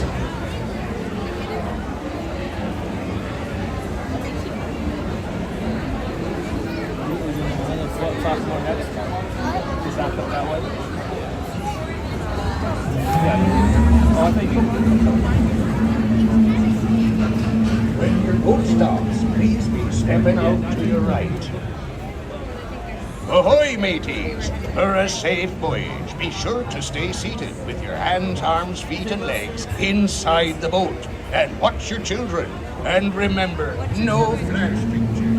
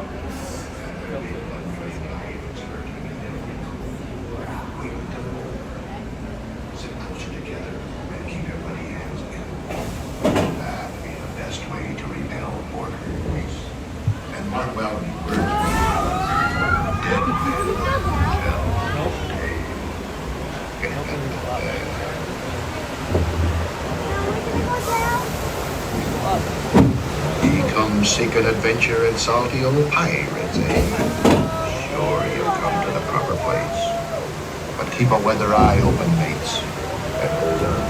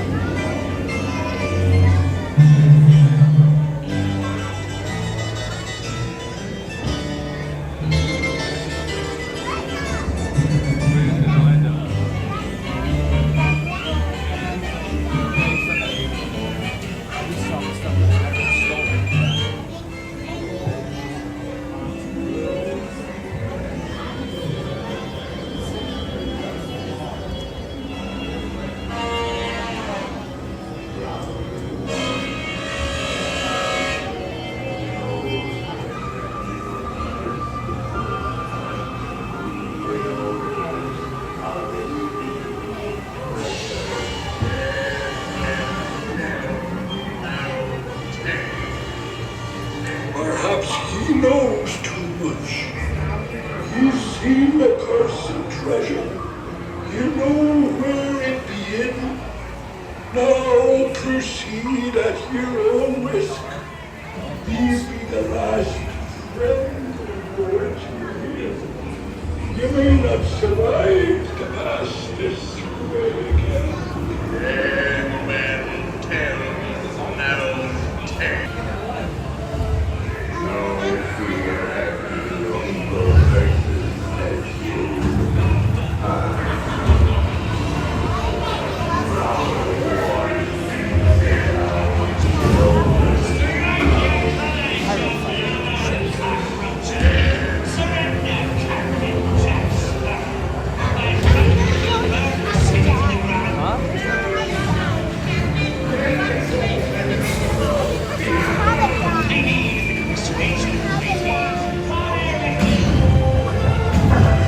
We're not afraid of you!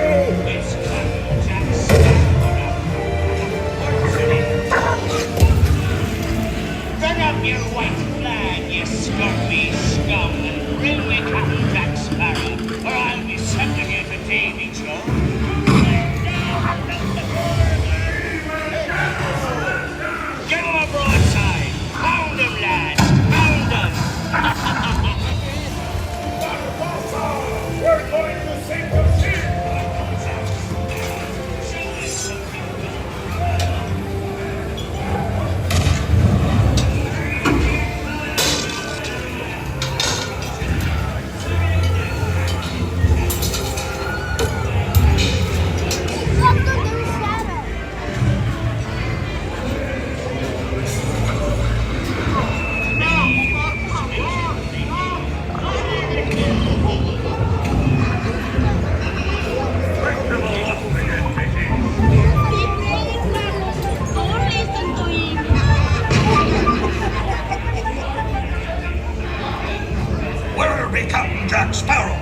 Speak up! Or do you fancy a swim with Davy Jones? Don't tell him, Carlos. Don't be cheating. Scut of the scum! Scut of the scum!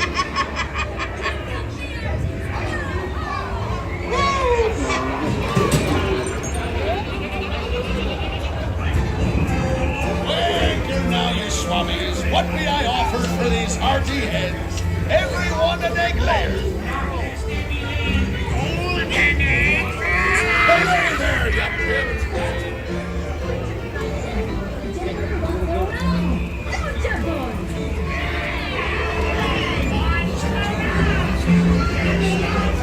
I'll never find the treasure without a look at this here man and this lovely key to the treasure. Easy, boy. Here I be, a-holding the treasure map and the key as well. What I wouldn't give to see the look on Captain Jack Sparrow's face. Here's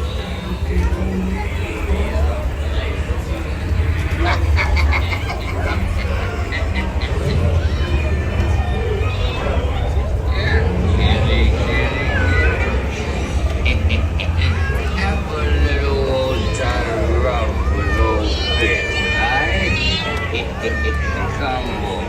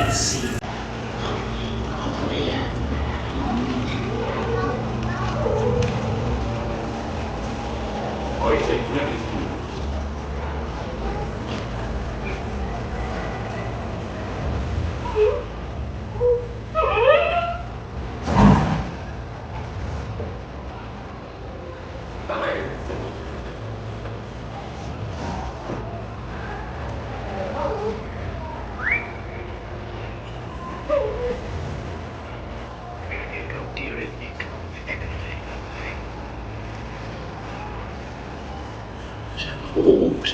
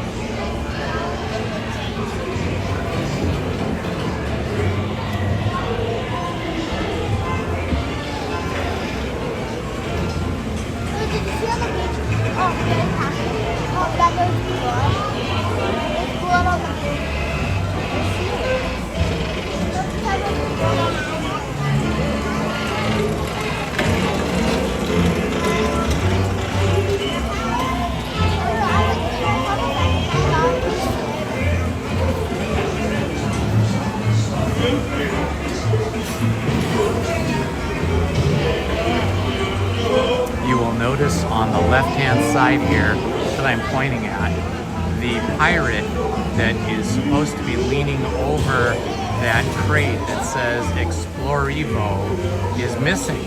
And there's just a conquistador's helmet there. So these pirates over here are now shooting at a ghost because there's no pirate over across the water here. Should be a pirate right here. So that animatronic must have broke.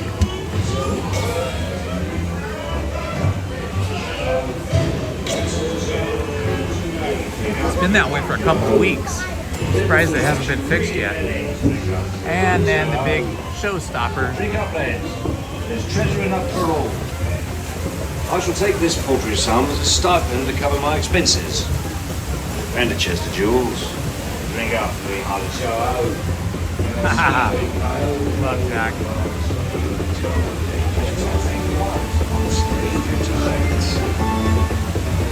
Mark my words. When next you say we'll meet again. For Spain, onward.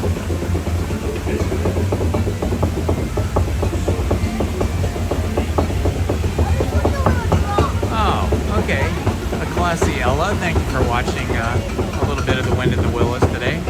That is the storybook. That is the storybook from which Mr. Toad's Wild Ride comes from. Mr. Toad's Wild Ride was inspired by Mr. Toad from Toad Hall in The Wind in the Willows. That's why when you're on that ride, the police are after him, and he had an obsession with automobiles, and he literally would steal automobiles and drive them and crash them and wreck them and then pick up another automobile. And so that is expressed in the Disneyland Fantasyland ride of the Toad. He's got police after him, and then he gets caught, and then the police, the judge sentences him. And then if you notice at the end of Mr. Toad's Wild Ride, after the judge sentences him, which is you in the car, you go into a very, very hot room, and then it's red, and it looks like a red devil, like evil creature, and then it feels like you're in Dante's Inferno.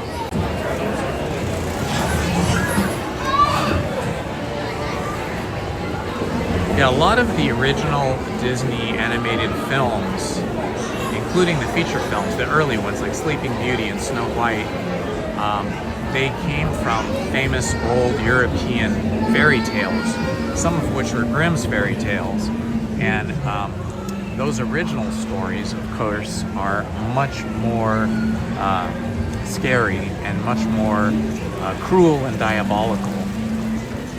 But when Walt Disney and the Disney Animated Studios decided to make movies based on those old fairy tales, they gave them the Disney treatment, and they made them a little kinder and gentler and sweeter for children so they wouldn't be so scared.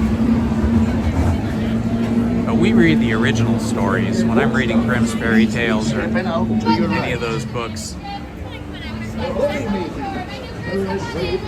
we're reading the original books, and so they're a lot more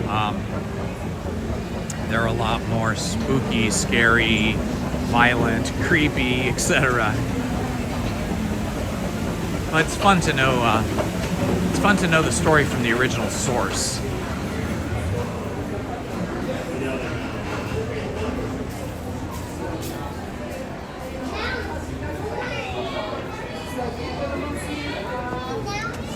Here's Blue Bayou.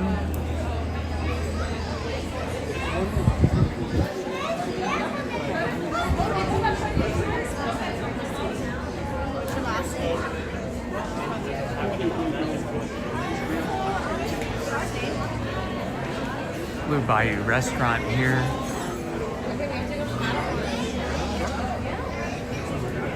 This is the lobby. We saw the actual restaurant at the very beginning of Pirates of the Caribbean ride. All those tables and diners and all those lights on the edge of the bayou on the edge of that lagoon is in fact the Blue Bayou restaurant dining area. Very difficult reservation to get. I tried to get one for Lizzie's birthday with no luck. But this restaurant over here, the Orleans, is actually really good food and a really good value. So I recommend that if you can't get a reservation or you don't want to spend the outrageous amount of money for the Blue Bayou, which really you're just paying for the experience more than the food, I recommend the Orleans over here, which is a lot less expensive, and I think you have a bigger variety of food. Now we're coming into Tiana's palace over here, and I'm gonna just duck in here for a few minutes so that we can see Tiana, who is dancing in front of the band. Oh, that is pretty awesome.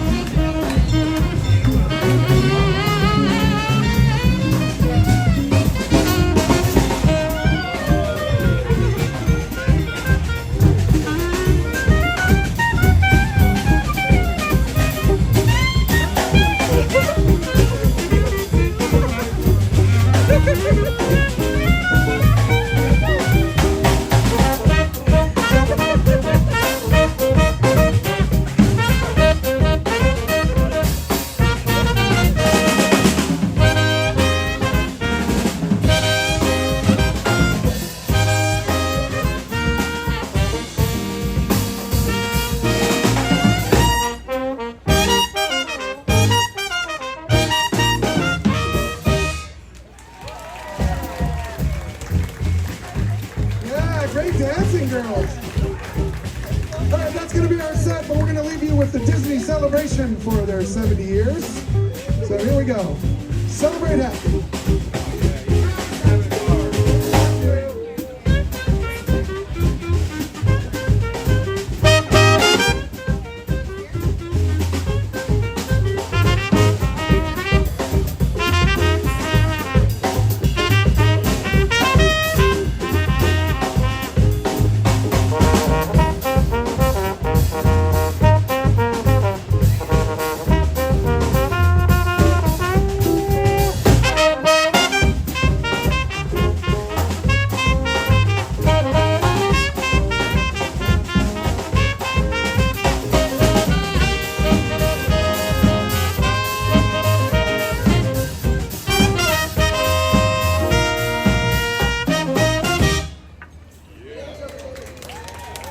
Thanks, everybody. We'll be back in half an hour.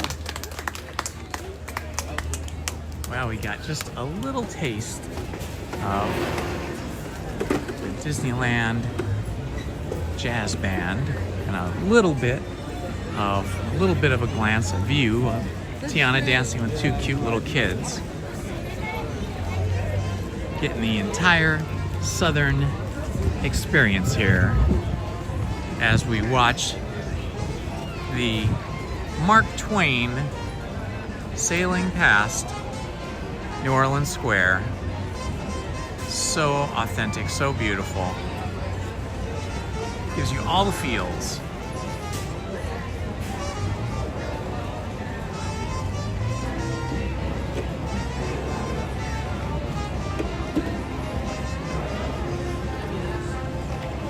Oh, the background for my story time? I started out, like on my original ones, when I first started doing story time, and the first ones are actually still here on this channel under a playlist called Story Time with Indiana Holmes. But eventually I'm gonna re-edit those, make them all one solid book instead of chapters, and I'm gonna move them over to the other channel. So you'll see, if you look at any of the books that are on Storytime playlist on this channel, those are just me sitting in front of my piano, and the audio is not very good. I was just trying to figure out how to do it. And so the background was just that. Then when I moved into the other room, which used to be my daughter's room, but when she moved out, then I repurposed that room into a YouTube studio and music room. So when I moved over there, you'll see some of those videos have an actual cloth background that I bought off Amazon. Like, I just started looking at cloth photo backgrounds on Amazon, and I bought a couple different ones, and those were okay, but unless you have them permanently tacked to your wall and stretched, or stretched out on stretcher bars or something, then they always kind of look a little floppy and not great. So eventually what I did is I used some AI software, and I came up with an idea of like a few ideas of what I wanted the backgrounds to be like, and the AI software created the background for me. So that background, I think the prompt was something like a library in a hobbit house, something like that. I mean, it was more than that. It was a few sentences of prompting. But so that is a digital background that you now see me talking in front of when you're looking at like a Silent Witness, or when you're watching Treasure Island, watching me read Treasure Island. I'm using a synthetic digital background that I used AI to create for me. So that library that you see me sitting in front of, that is a digital AI.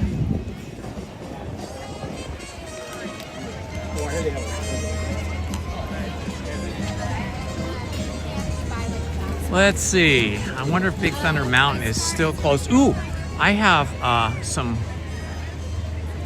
Let's see. Now I have to think of whose castle they're building. There's some news that I read today, and you know how in Storybook Land and the Storybook Canals and the Casey Jr. train that goes through Storybook Canals, they're adding a castle there. You know, it's been walled off, and they've been repainting it and doing whatever they're doing to the canals, probably cleaning them and making sure they don't leak or whatever they have to do.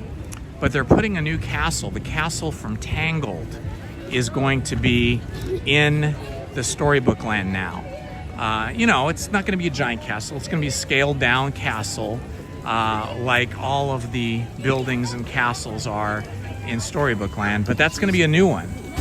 And there will be signage in Storybook Land saying, watch out for, gosh, now I can't think of the guy's name. Who is the villain in Tangled? I think they're going to have signage warning about that guy.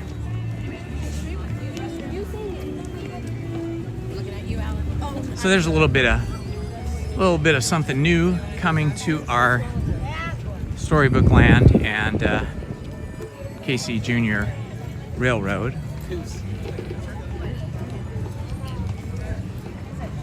Yeah, Big Thunder Mountain still shut down. Sadly. Okay. One thing that is also new at the park just today is they dropped a lot of new Christmas merch here at the park in the shops at the Emporium and Disney Clothiers. So we might go check those out. And I'm gonna actually check over here at Crockett and Russell Hat Company and Silver Spur Supplies and see if they've got any of the Christmas merch here. But I know they have it over in those shops in downtown Disney. Not in downtown Disney, but in Disneyland on Main Street. I don't know. I was looking at merch yesterday at downtown Disney and I didn't see any Christmas merch there. But they do have Christmas merch and we're gonna go look for it.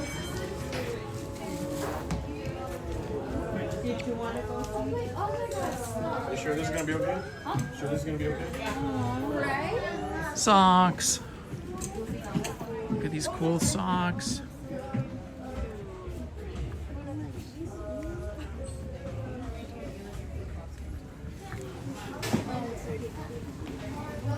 All right, let's see if there's any Christmas merch over here. I know we have it on Main Street, but I'm gonna check here too. Just because I'm already here. Lots of sweatshirts. Cool Minnie and Mickey sweatshirts.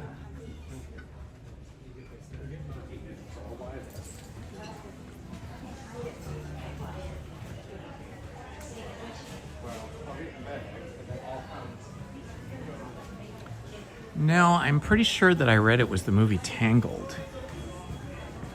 Isn't that the one about Rapunzel? That's neat. I could be wrong though. It was early in the morning. I was drinking my coffee and I was reading the news, so I could have got that wrong. But the one thing I didn't get wrong is that we are definitely getting a new castle in the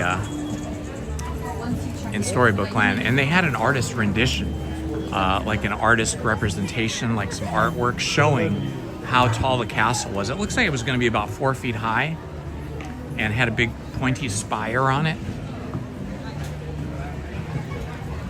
Tangled, Rapunzel, all that stuff.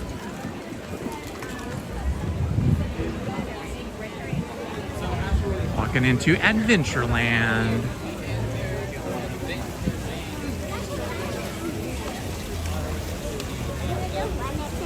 It is busy, busy, busy, busy here now.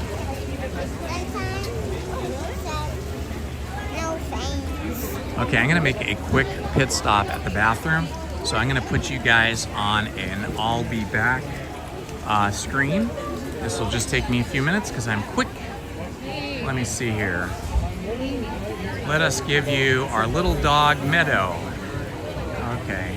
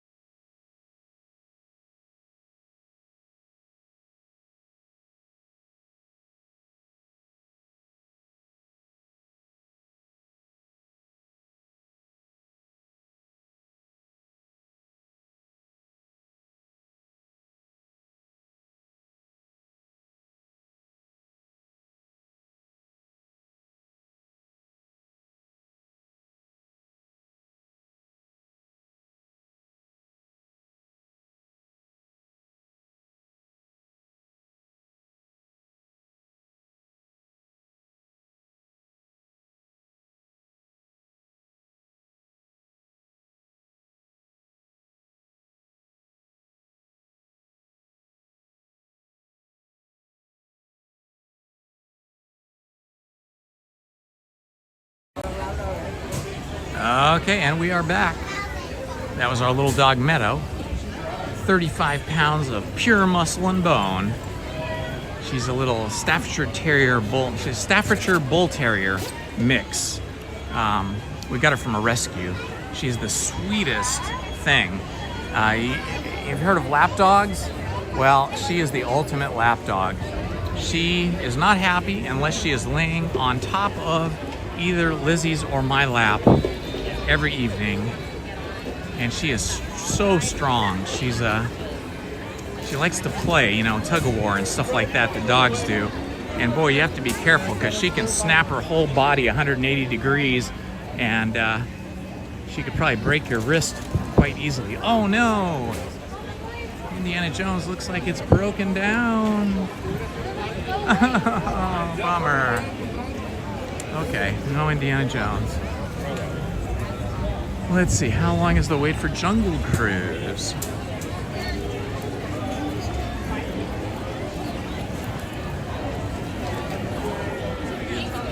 Flynn Rider, that's it. You got it. Thank you. Who said that? Let's see, a Classy Ella? Yeah. So is Flynn Rider from the Rapunzel movie from Tangled then? It's been a long time since I've seen that movie. I think Lizzie might have worked on Tangled, I don't know. I always forget which movies she worked on. I just remember the first movie and the last movie, and I remember Pocahontas because I just love that movie. I love Lion King too, but Pocahontas, man, the music and the beauty of the whole scene of the Native Americans when they're here in North America playing like hunter and deer. She's playing with her brother before the Europeans come on their sailing ships. It was such a beautiful representation of what life must have been like. You know, obviously simplified, Disneyfied, but still, it made you think in your head. It made you think about what life must have been like before the Europeans came here and started doing all the things that they did.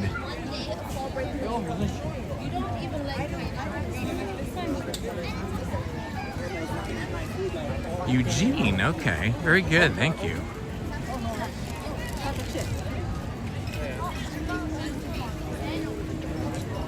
Okay, I'm gonna look for Christmas merch, mostly clothing, but we'll see all what they have, because they always have the Christmas shops always here at Plaza Point, but that's like Christmas ornaments and Christmas decorations. That's a year-round thing. But the Christmas clothing has come out already this early, and I've learned my lesson, because that one yellow shirt that I like with all the Disney characters on it, the first time I saw it, they had my size, large. And then a couple weeks later, I said, I think I'm gonna go back and get that shirt. And they only had medium, small, and extra small. And it looks like they're not getting any more of those, because now they're switching over to winter and Christmas holiday clothing. So I've learned my lesson. If I really like something, I need to just buy it right then.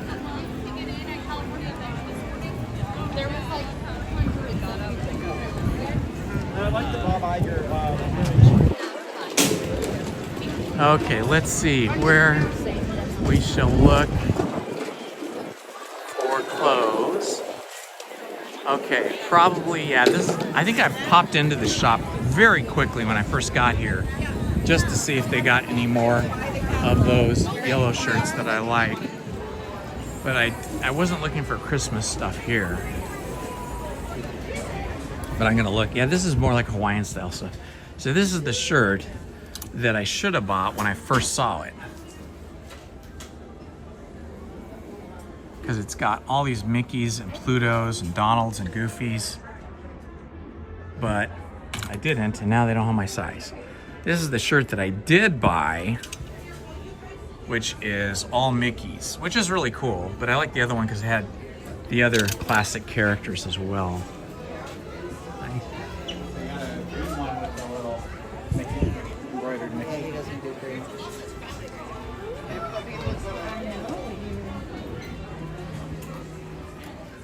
So no Christmas merch here. I'm gonna guess it's gonna be in the next shop over, like Disney Clothiers. I'll go check Disney Clothiers out.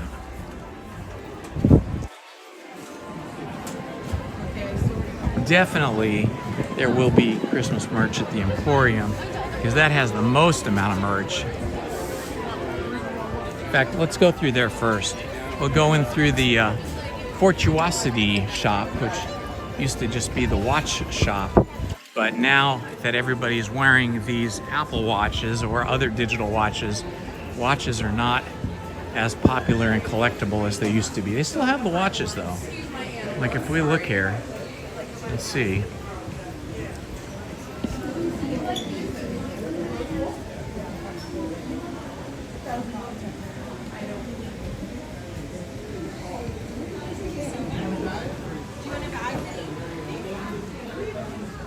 So they do have watches here, but I think not that many people buy watches. Oh, you know what? I've been looking for patches, and I was just saying how Disney doesn't have any patches anymore. But here are some patches.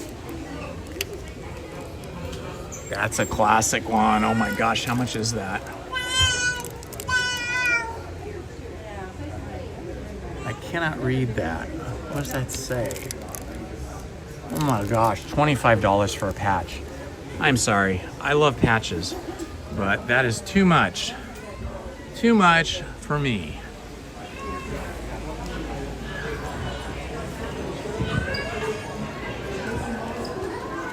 Mostly Disney likes to sell pins now, because pin trading and pin collecting is a thing. And I do have quite a few pins, but I don't really collect them. I just buy the ones I like, and then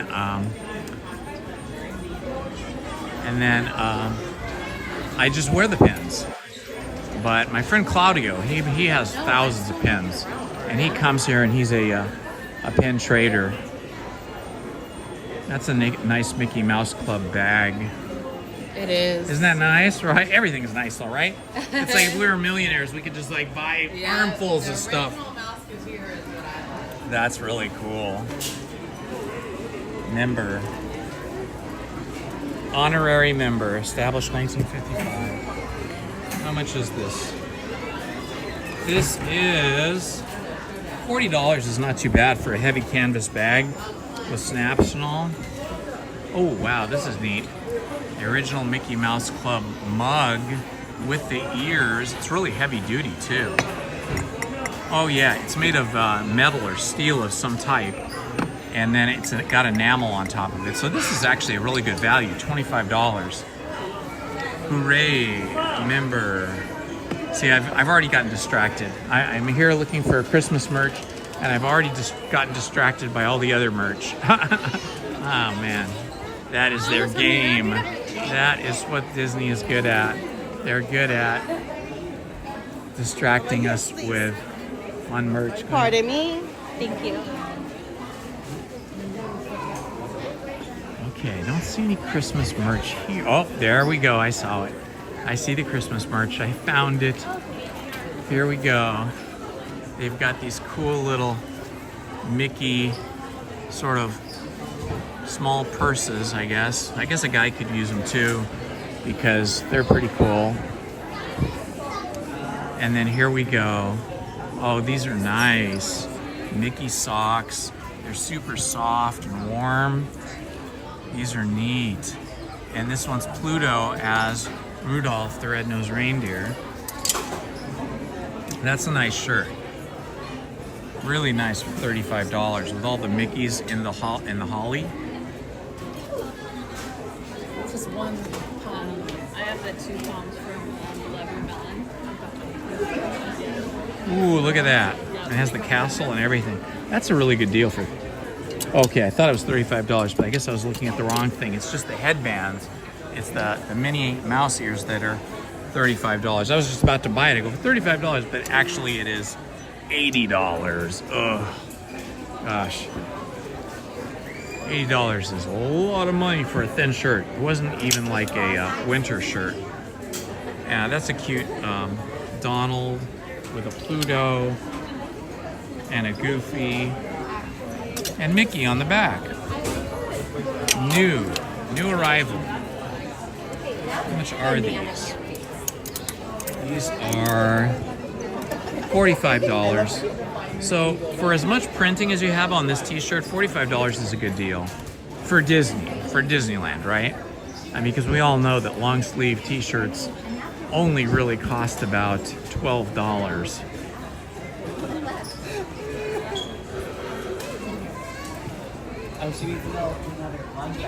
Okay, I'm not a fan of these style of shoes, but if I was gonna get this style of shoe, this is super cute. These are Crocs. Never been a fan of Crocs, but for just being around the house for Christmas time, these Crocs are pretty cute. I could be okay with those. Not for myself necessarily, but maybe my daughters and my wife.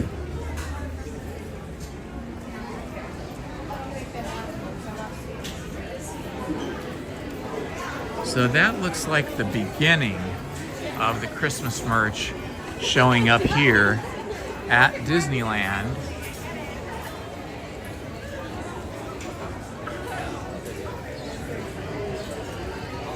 That's a really cute shirt.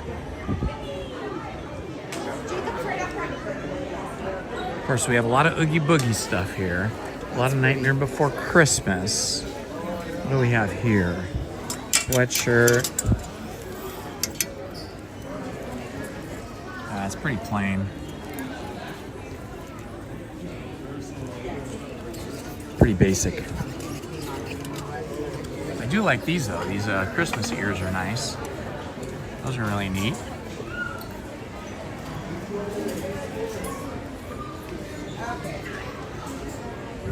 This Halloween Mickey jack-o'-lantern sweater is quite nice. It has all the ribbons down the arms.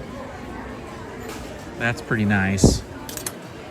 Oh, 25% off Mickey pumpkin apparel.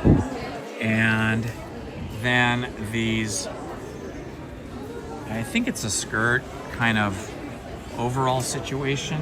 It's got the web. So they've already got their Halloween merch on sale. Now, I should say, you know, not for sale, but on sale price. And they're bringing the Christmas stuff in. So this is the right day, the right time to buy stuff, because if you want Halloween stuff, it's pretty cheap. I'm not cheap, I shouldn't say that. It's 25% off. It's cheaper than it was last Friday. This Ursula shirt is really cool. Oh my gosh, look at that. That's pretty cool. I like that. $75. But this is super cute here. Super cute. $70 and 25% off. See, it's got the Mickey here and the spiders, spider webs, and then it's got Mickey, pumpkin, jack-o'-lanterns, and then all the ribbons. Nothing on the back, but it has a cute little kind of peekaboo neck collar thing.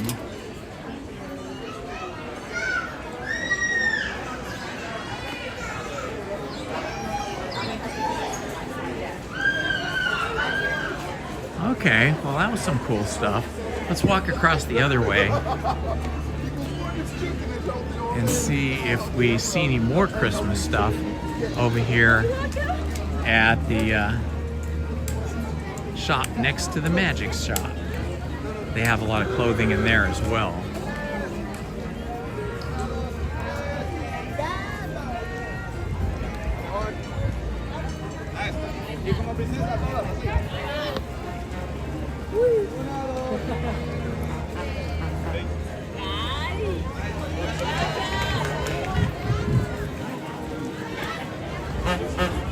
Okay, see a lot of Halloween stuff in here. Let's see if we have any Christmas stuff yet.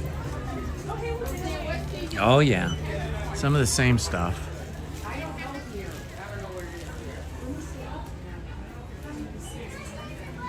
Got this cute Mickey mug.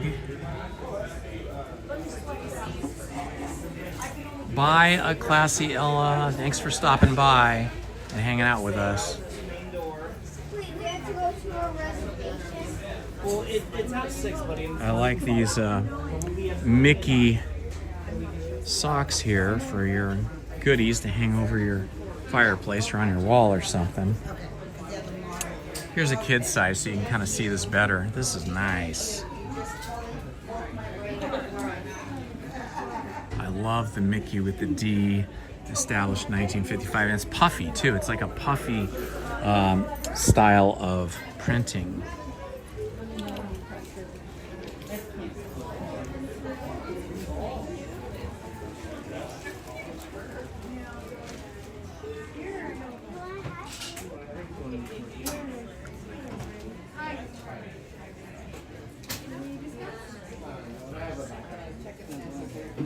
It's a good sized backpack. Most of the backpacks they sell here are those Loungefly backpacks, which are really cool, but they're too small, especially for a guy. But this one here, this is nice. It's a good sized backpack. It's got a lot of padding. $55. If it's 25% off, that makes it a lot better deal.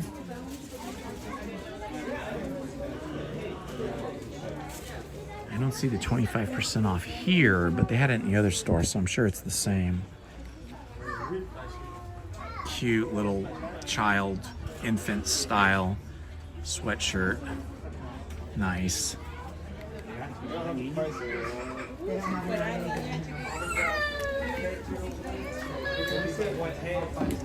This bag is really nice.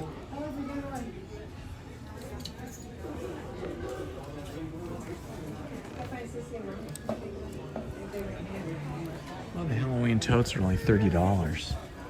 Oh, with merchandise purchase of $40 or more. So essentially you got to spend $70 or more to get that $30 price on that canvas bag. They actually took them away.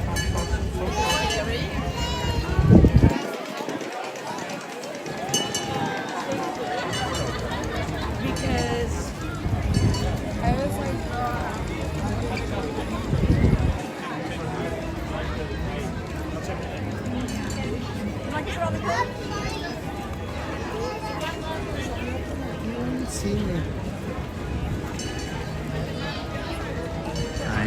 I'm walking over here to the I think I might take the train around the park once. I think that would be fun.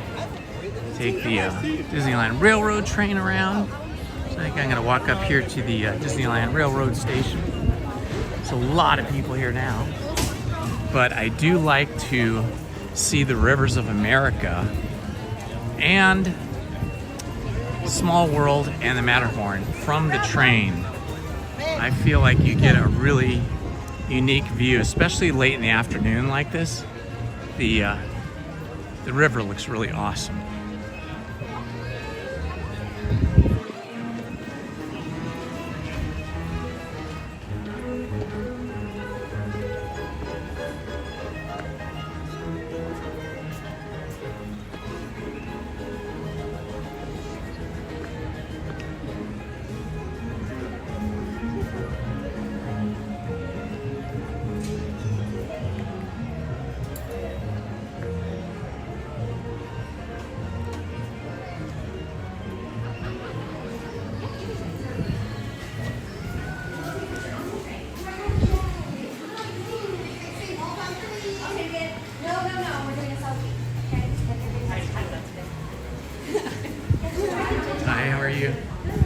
Good. All right, post up over here. Wait for the Disneyland Railroad to arrive. All right, I'll have time to look at the chat now. See what you guys have to say.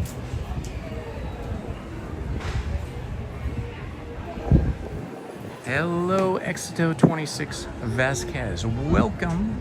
Welcome from Peru. That's so awesome. You're in Peru.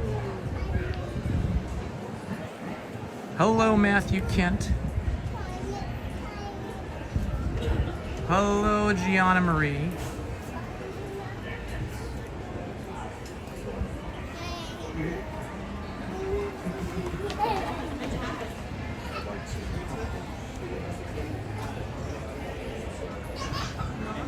Hope everybody's having a good afternoon here. It is now 74 degrees. Still fantastic weather out.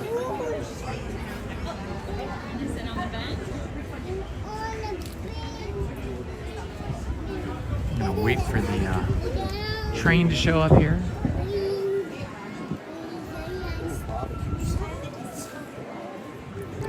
See all the backside of pumpkins here. These are jack-o'-lanterns that greet you as you're going through the turnstiles down here.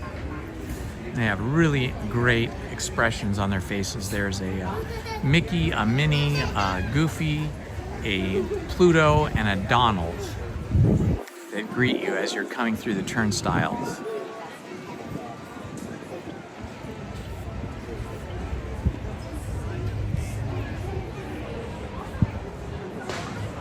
It's the balloons. It's up. Oh my gosh, there goes the monorail. Right there. So much fun. Come on, choo-choo. Where is the choo-choo? Got to get my railroad fix in today. Like Walt, I love trains.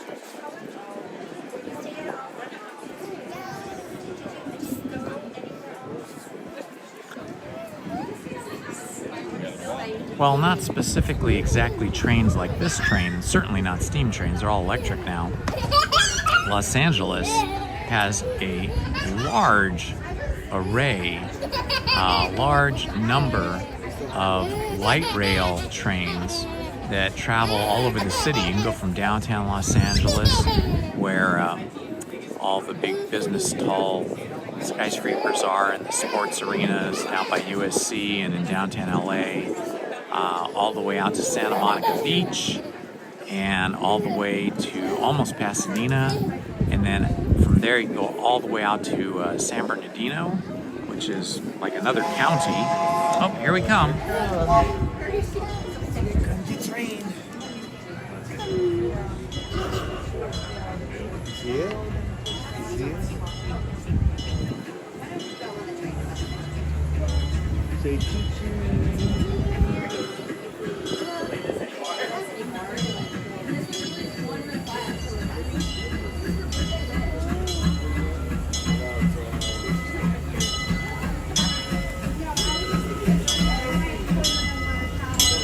This is the E.P. Ripley.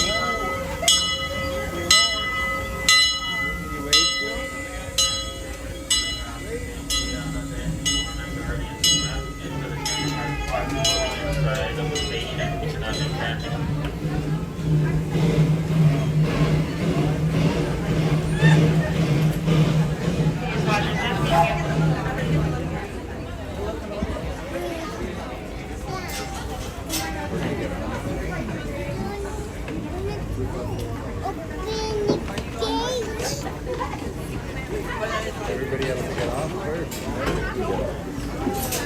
It's not our turn yet.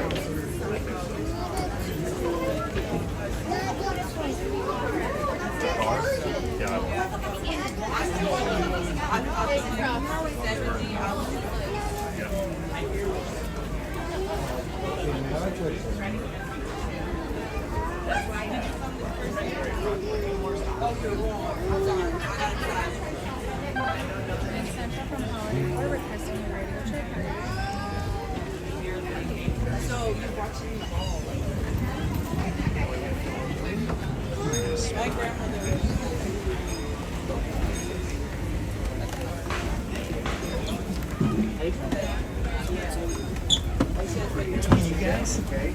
Awesome.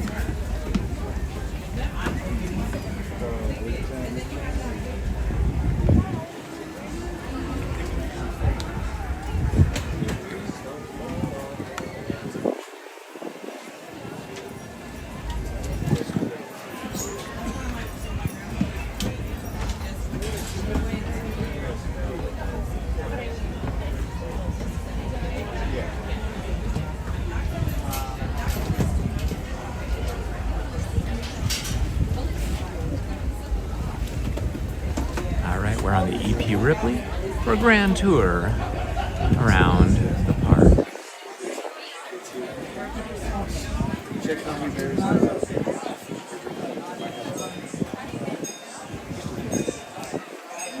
You're so welcome. Doing the merch search is always fun for me. I get to see all the things that I want to buy, but I don't buy them. Only once in a while.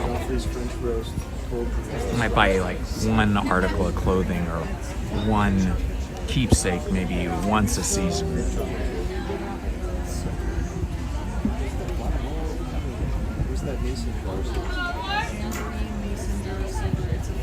Welcome aboard the Holiday Tour, friends on the Disneyland Railroad. At this time, we do see everybody fully seated, keeping all hands, arms, feet, and legs inside that train car. Parents, please supervise your young children, making sure they are also fully seated, either on the bench or on your lap. Keep them away from those big train car openings on the end of those benches. Once again, friends, at this time, please remain fully seated. Your next stop will be New Orleans Square.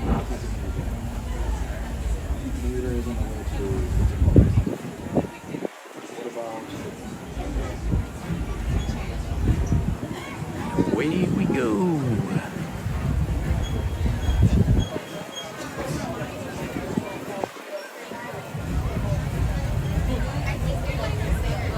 Welcome aboard the Disneyland Railroad.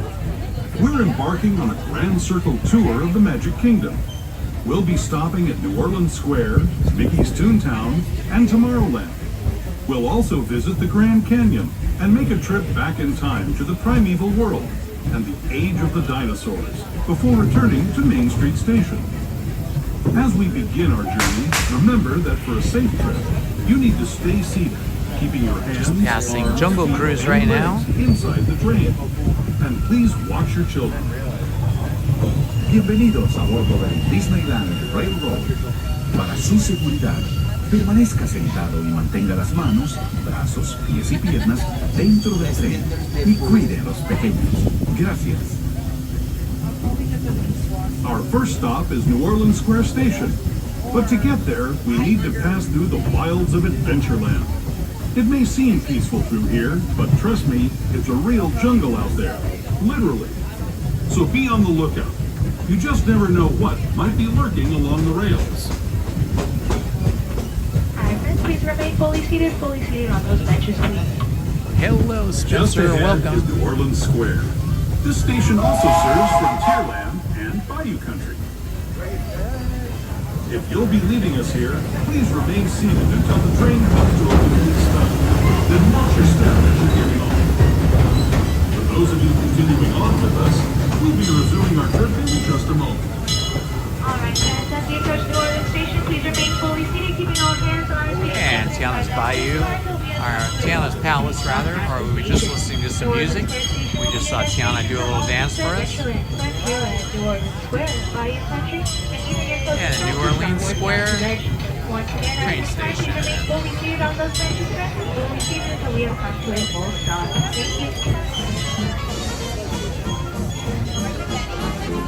Haunted Mansion is right over here.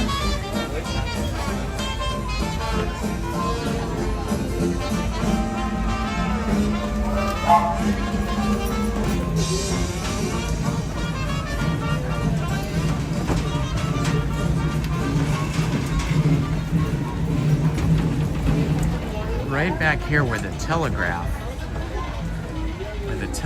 station is right here. You probably can't hear it from where we are now, but they have a telegraph machine sticking out the window, and it's constantly going tick tick tick tick tick tick tick tick tick tick tick tick like that. You know, the telegraph sound.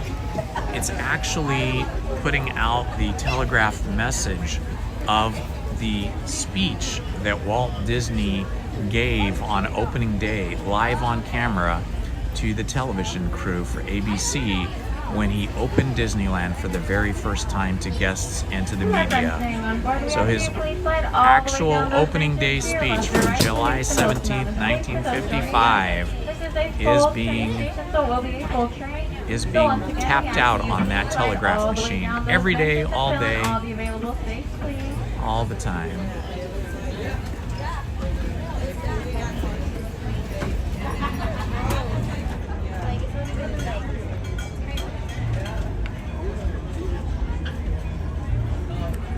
This part of the queue for the Haunted Mansion, this is sort of an overflow part of the queue.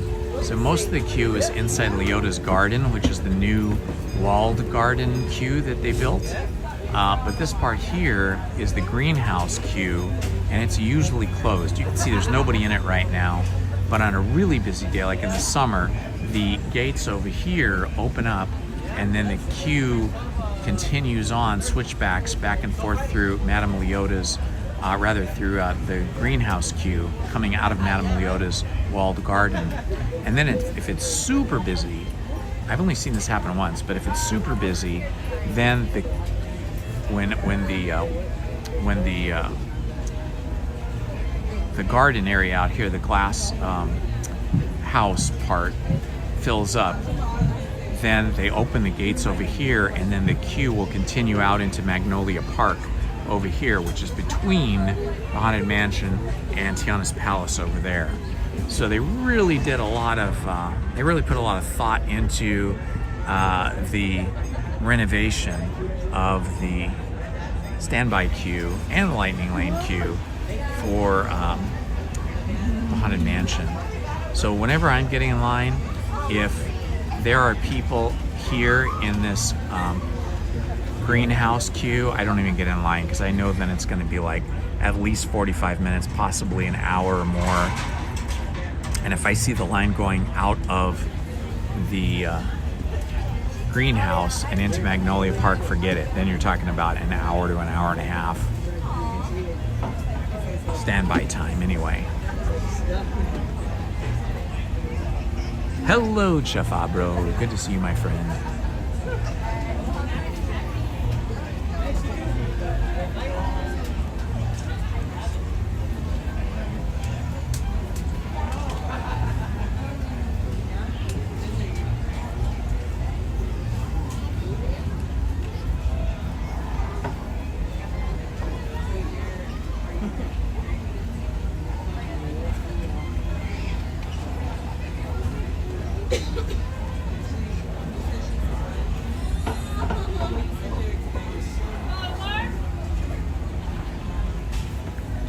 Alright friends, if There's you're a just water now joining tower us here, on which is board the Holiday functional. Tour on the Disneyland They Railroad. use At the this water time, tower we do to ask put everybody water remain into the fully tender seated, keeping all hands, for feet, and legs the inside that steam-powered train car. locomotive, Parents, please the supervise EP all Ripley, children, that's making pulling sure us they are along. seated fully on those benches or on your lap.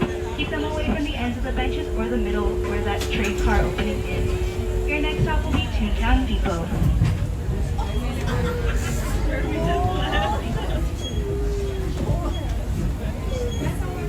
To those just joining us, welcome aboard the Disneyland Railroad. To ensure a safe ride, stay seated with your hands, arms, feet, and legs inside the train. And please watch your kids.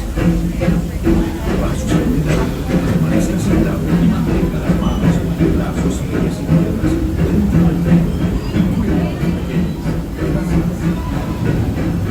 Now entering the Bayou, home to Tiana's Bayou Adventure.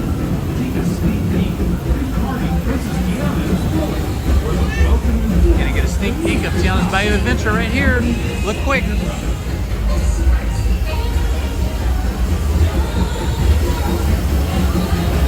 And that's all they let you see.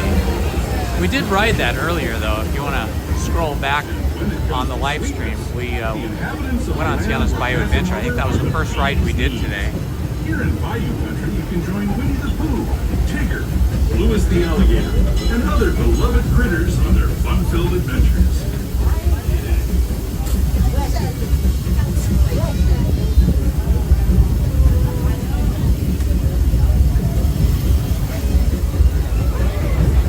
Okay, this is my favorite part here. We get past Hungry Bear and then we'll be looking at the rivers of America. This is my favorite part, especially around this time of the day, late afternoon. This is my favorite part of the journey. His too. Around every bend, there's natural beauty as far as the eye can see.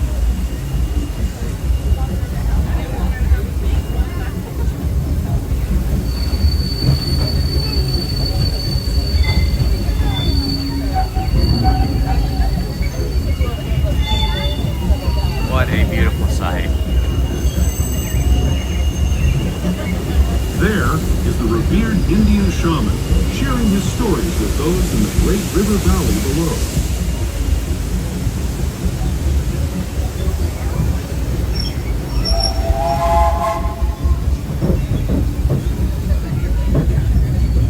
People like you have been riding these rails since the 1800s, traveling through nature's wonderland in a matter of days, rather than the months it used to take by mule or stagecoach.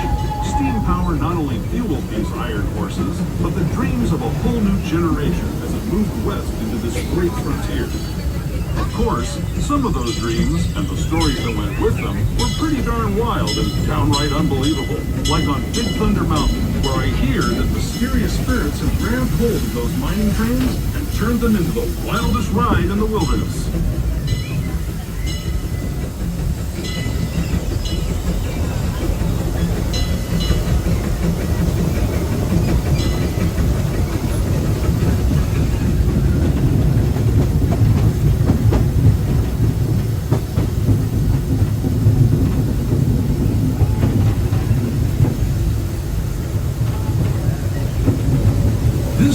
Signals our transition from the frontier to another kind of gear, the ones you'll find on Mickey and Minnie Mouse. Our next stop is Toontown Depot, official train station for Mickey's Toontown, the cartoon home where Mickey, Minnie, and all their friends live. Toontown Depot is also the gateway to Fantasyland, where you'll find many of your favorite Disney animated characters and stories. If you're leaving us here, please wait until the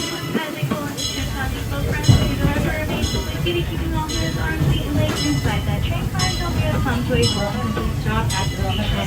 Toontown Depot will be your destination for all Toontown as well as fan tourist attractions. Once again, please remain fully seated. Toontown is right over here. We're looking in the direction of Toontown there. Over this way, we get to see the Matterhorn.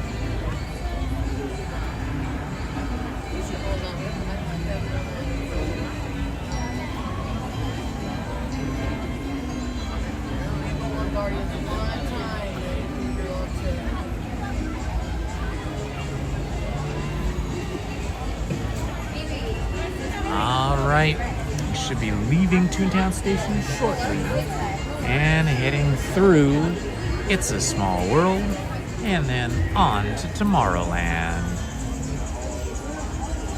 Earlier this live stream today, we went on Tiana's Bayou Adventure and let's see, what else did we do? Tiana's Bayou Adventure and Pirates of the Caribbean. We were gonna go on Indiana Jones, but it was broken down and closed. So we didn't do that. It was a 55-minute wait for Rise of the Resistance, so we didn't do that. But we had fun walking around, walking and talking, and doing a little merch search, and seeing some Christmas merchandise. And now we're on the Disneyland Railroad.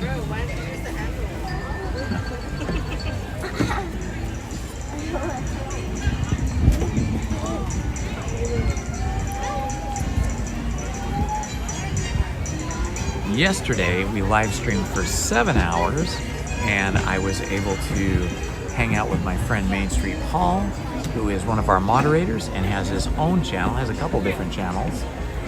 And we were there for 7 hours, and we rode, I think, 9 or 10 rides. So if you want to check out yesterday's live stream, we went on a lot of rides. We did all of the rides in Fantasyland except for Peter Pan. That was too long of a wait. But we did Snow White, Pinocchio, Mr. Toad's Wild Ride, Alice in Wonderland, A Small World. We did Indiana Jones. Let's see, what? Amazingly, we didn't do the train. We should have done the train. Let's see, what else did we do? We did the Autopia. That was fun. What else? We saw a lot of bands too. The Disneyland Band, the Straw Hatters, the Dapper Dans. We saw the Cavalcade. At this time, we do need everybody fully seated, keeping all hands, arms, feet, and legs inside that train car. Parents, please supervise all young children, making sure they are also fully seated, either on the bench or on your lap. Keep them away from the edges of those benches or those big train car openings. Your next stop will be Tomorrowland Station.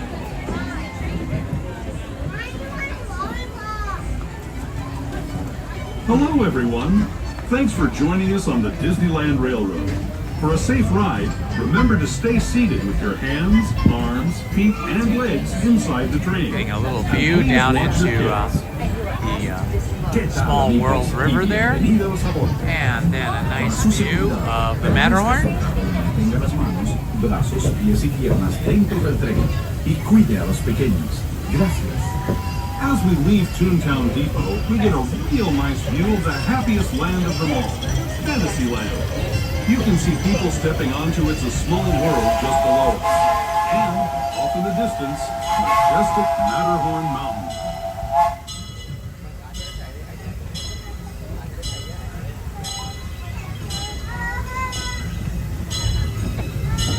This area over here on my left is where the parades and sometimes the bands, but definitely the parades come out of. This is backstage. This is Schumacher Road, and this is also where the trains have their train bars. Visions of tomorrow, both practical and imagined.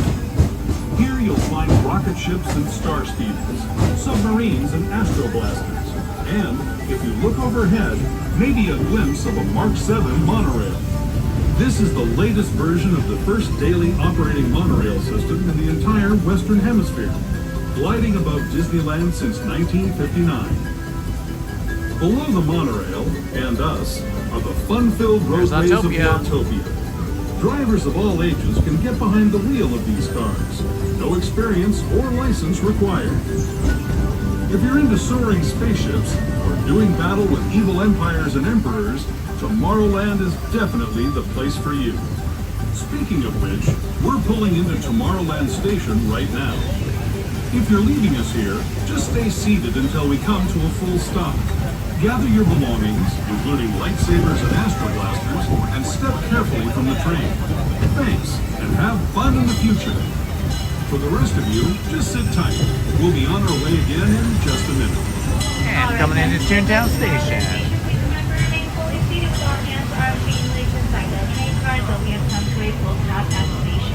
Tomorrowland Station will be your destination for all Tomorrowland attractions, including Autopia, the monorail, Nemo's submarine voyage, Buzz Lightyear Astro Blasters, as well as Space Mountain. I was going to ride this all the way to Main Street, Main Street Station, but I think I'm going to get off here in Tomorrowland and then walk a bit. Please remain seated, friends. The train is still in motion.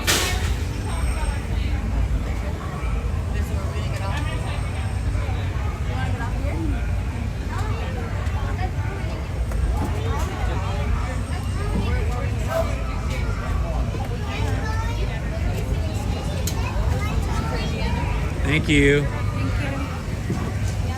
Ooh, that's cool. Look at that.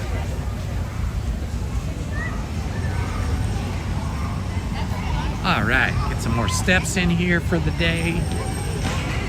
Whenever I come to Disneyland, I like to walk as much as possible, but I do love the trains, so I like to take the trains, but I don't want to go all the way back to Main Street Station and miss some steps here, so usually I do between 3.5 and 5 miles of walking at Disneyland. But if I'm here on a long day, like I didn't check how much Main Street Paul and I walked yesterday, but we were here for 7 hours, so we may have walked 6 or 7 miles. I don't know. I guess we're gonna find out. I'll have to check that tonight. Hello everyone, welcome. This is Indiana Holmes. If you're new to the channel, please like, subscribe, and hit that notifications button so that you won't miss any of our live streams or our produced edited content.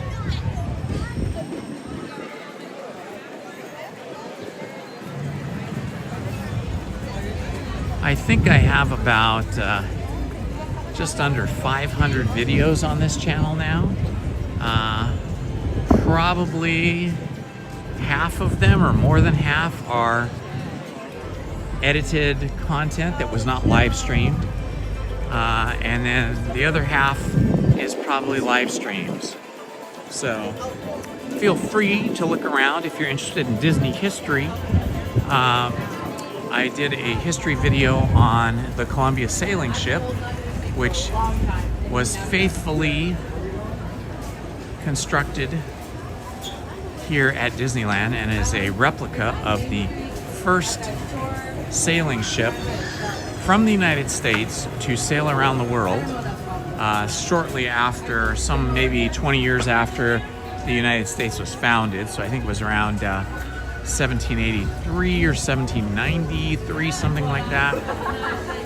And then of course the Mark Twain. So there's a history video on the Mark Twain, a history video on the Columbia sailing ship and a few other history videos I've done. I plan to do more of those. I'm also going to be starting a podcast. It will be a video podcast I'll put up here on YouTube, and then I'll probably just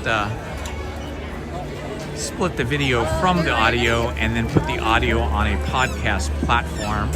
So those are some of the future things to come. Let's see, I want to see what the wait time is here for Astro Blasters. I usually do Astro Blasters first thing in the morning when I come in the mornings. Let's see what the line looks like. Oh, it says 40 minutes. That is too long. I am not going to wait in line 40 minutes for Astro Blaster. I like it when it's like 15 minutes. I'll even wait in line for 20 minutes for Astro Blaster, but not 40. And that's because now everybody's here. It's nearing the dinner hour. Most people have gotten off work and have zoomed over here to Disneyland.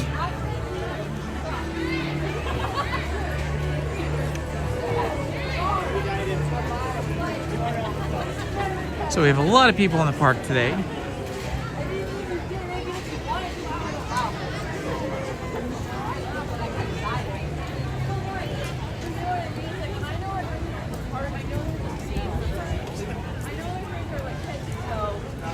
I will be live streaming again on Wednesday. I'll be bringing Lizzie because it's her big birthday that it ends in a big 0. And my youngest daughter, not young, but my youngest daughter, Willow. I'm gonna bring her as well. I was tempted to take the omnibus just now, but then I went, no, I really wanna walk. I enjoy the walk. Such a great time of day to be at the park. Weather is amazing. It's now 73 degrees, kind of spectacular. Most people still walking around in shorts like myself and t-shirts because the weather is fantastic.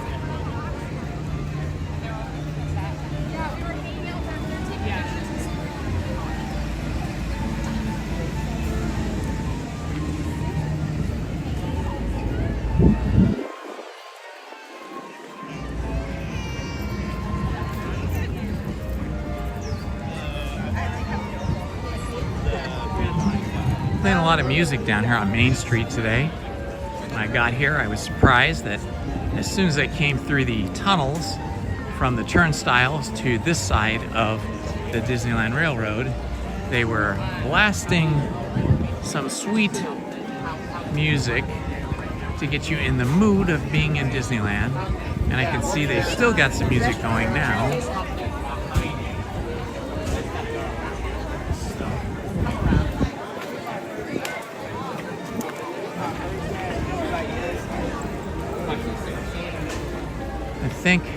No, it's too early. It looks like some people are already posting up for the parade, but can't be coming this early. So they're just sitting down very early. You can see a lot of people coming in now.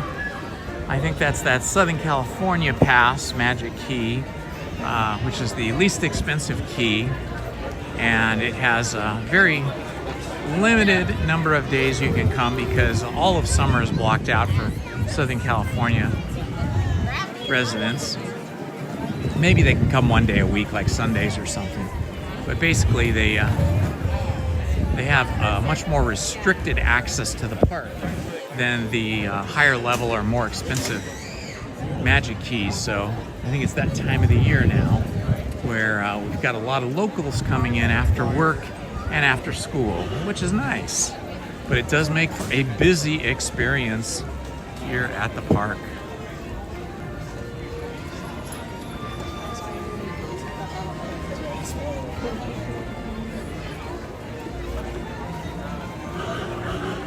I hear the ooga ooga of the omnibus coming.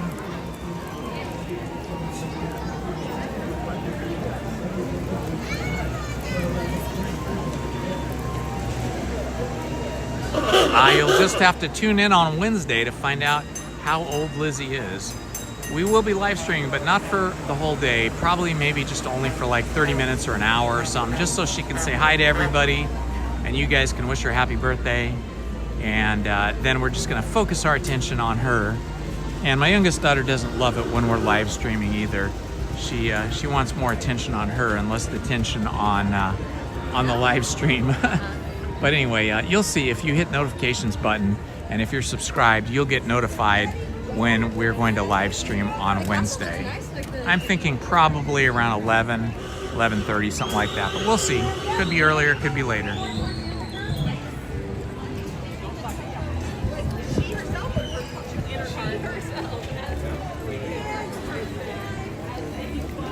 Is there a parade coming? 8:30. Oh, 8:30, okay. All right, my friends, I want to thank you for joining me for this very short live stream today. Normally, I'm live streaming 3.5 to 5 hours, sometimes 6 hours. But because yesterday was a long day, live streaming for over 7 hours, I need to take a little shorter time today so I can get home, spend a little time with Lizzie. She was missing me today because she was busy working and I was coming here, and yesterday I was gone all day. So I got to get back there. Thank you for joining me, everyone. Hopefully you enjoyed the day. I enjoyed having you with me. It makes the day go so much faster when I have you guys in the chat with me. And again, if you're interested, beginning at 6 p.m. tonight on my other channel, Storytime with Indiana Holmes, you can listen in to the almost ending of A Silent Witness and catch up on other chapters if you like. Okay, friends, thanks so much for joining me. Love to you all. Bye-bye.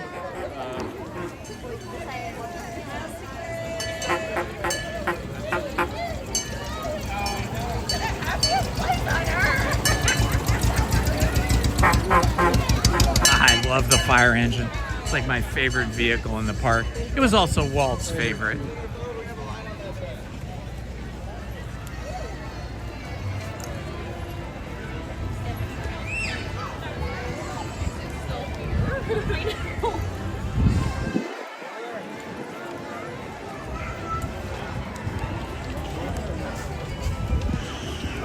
Thank you, Christy Julian, for that info.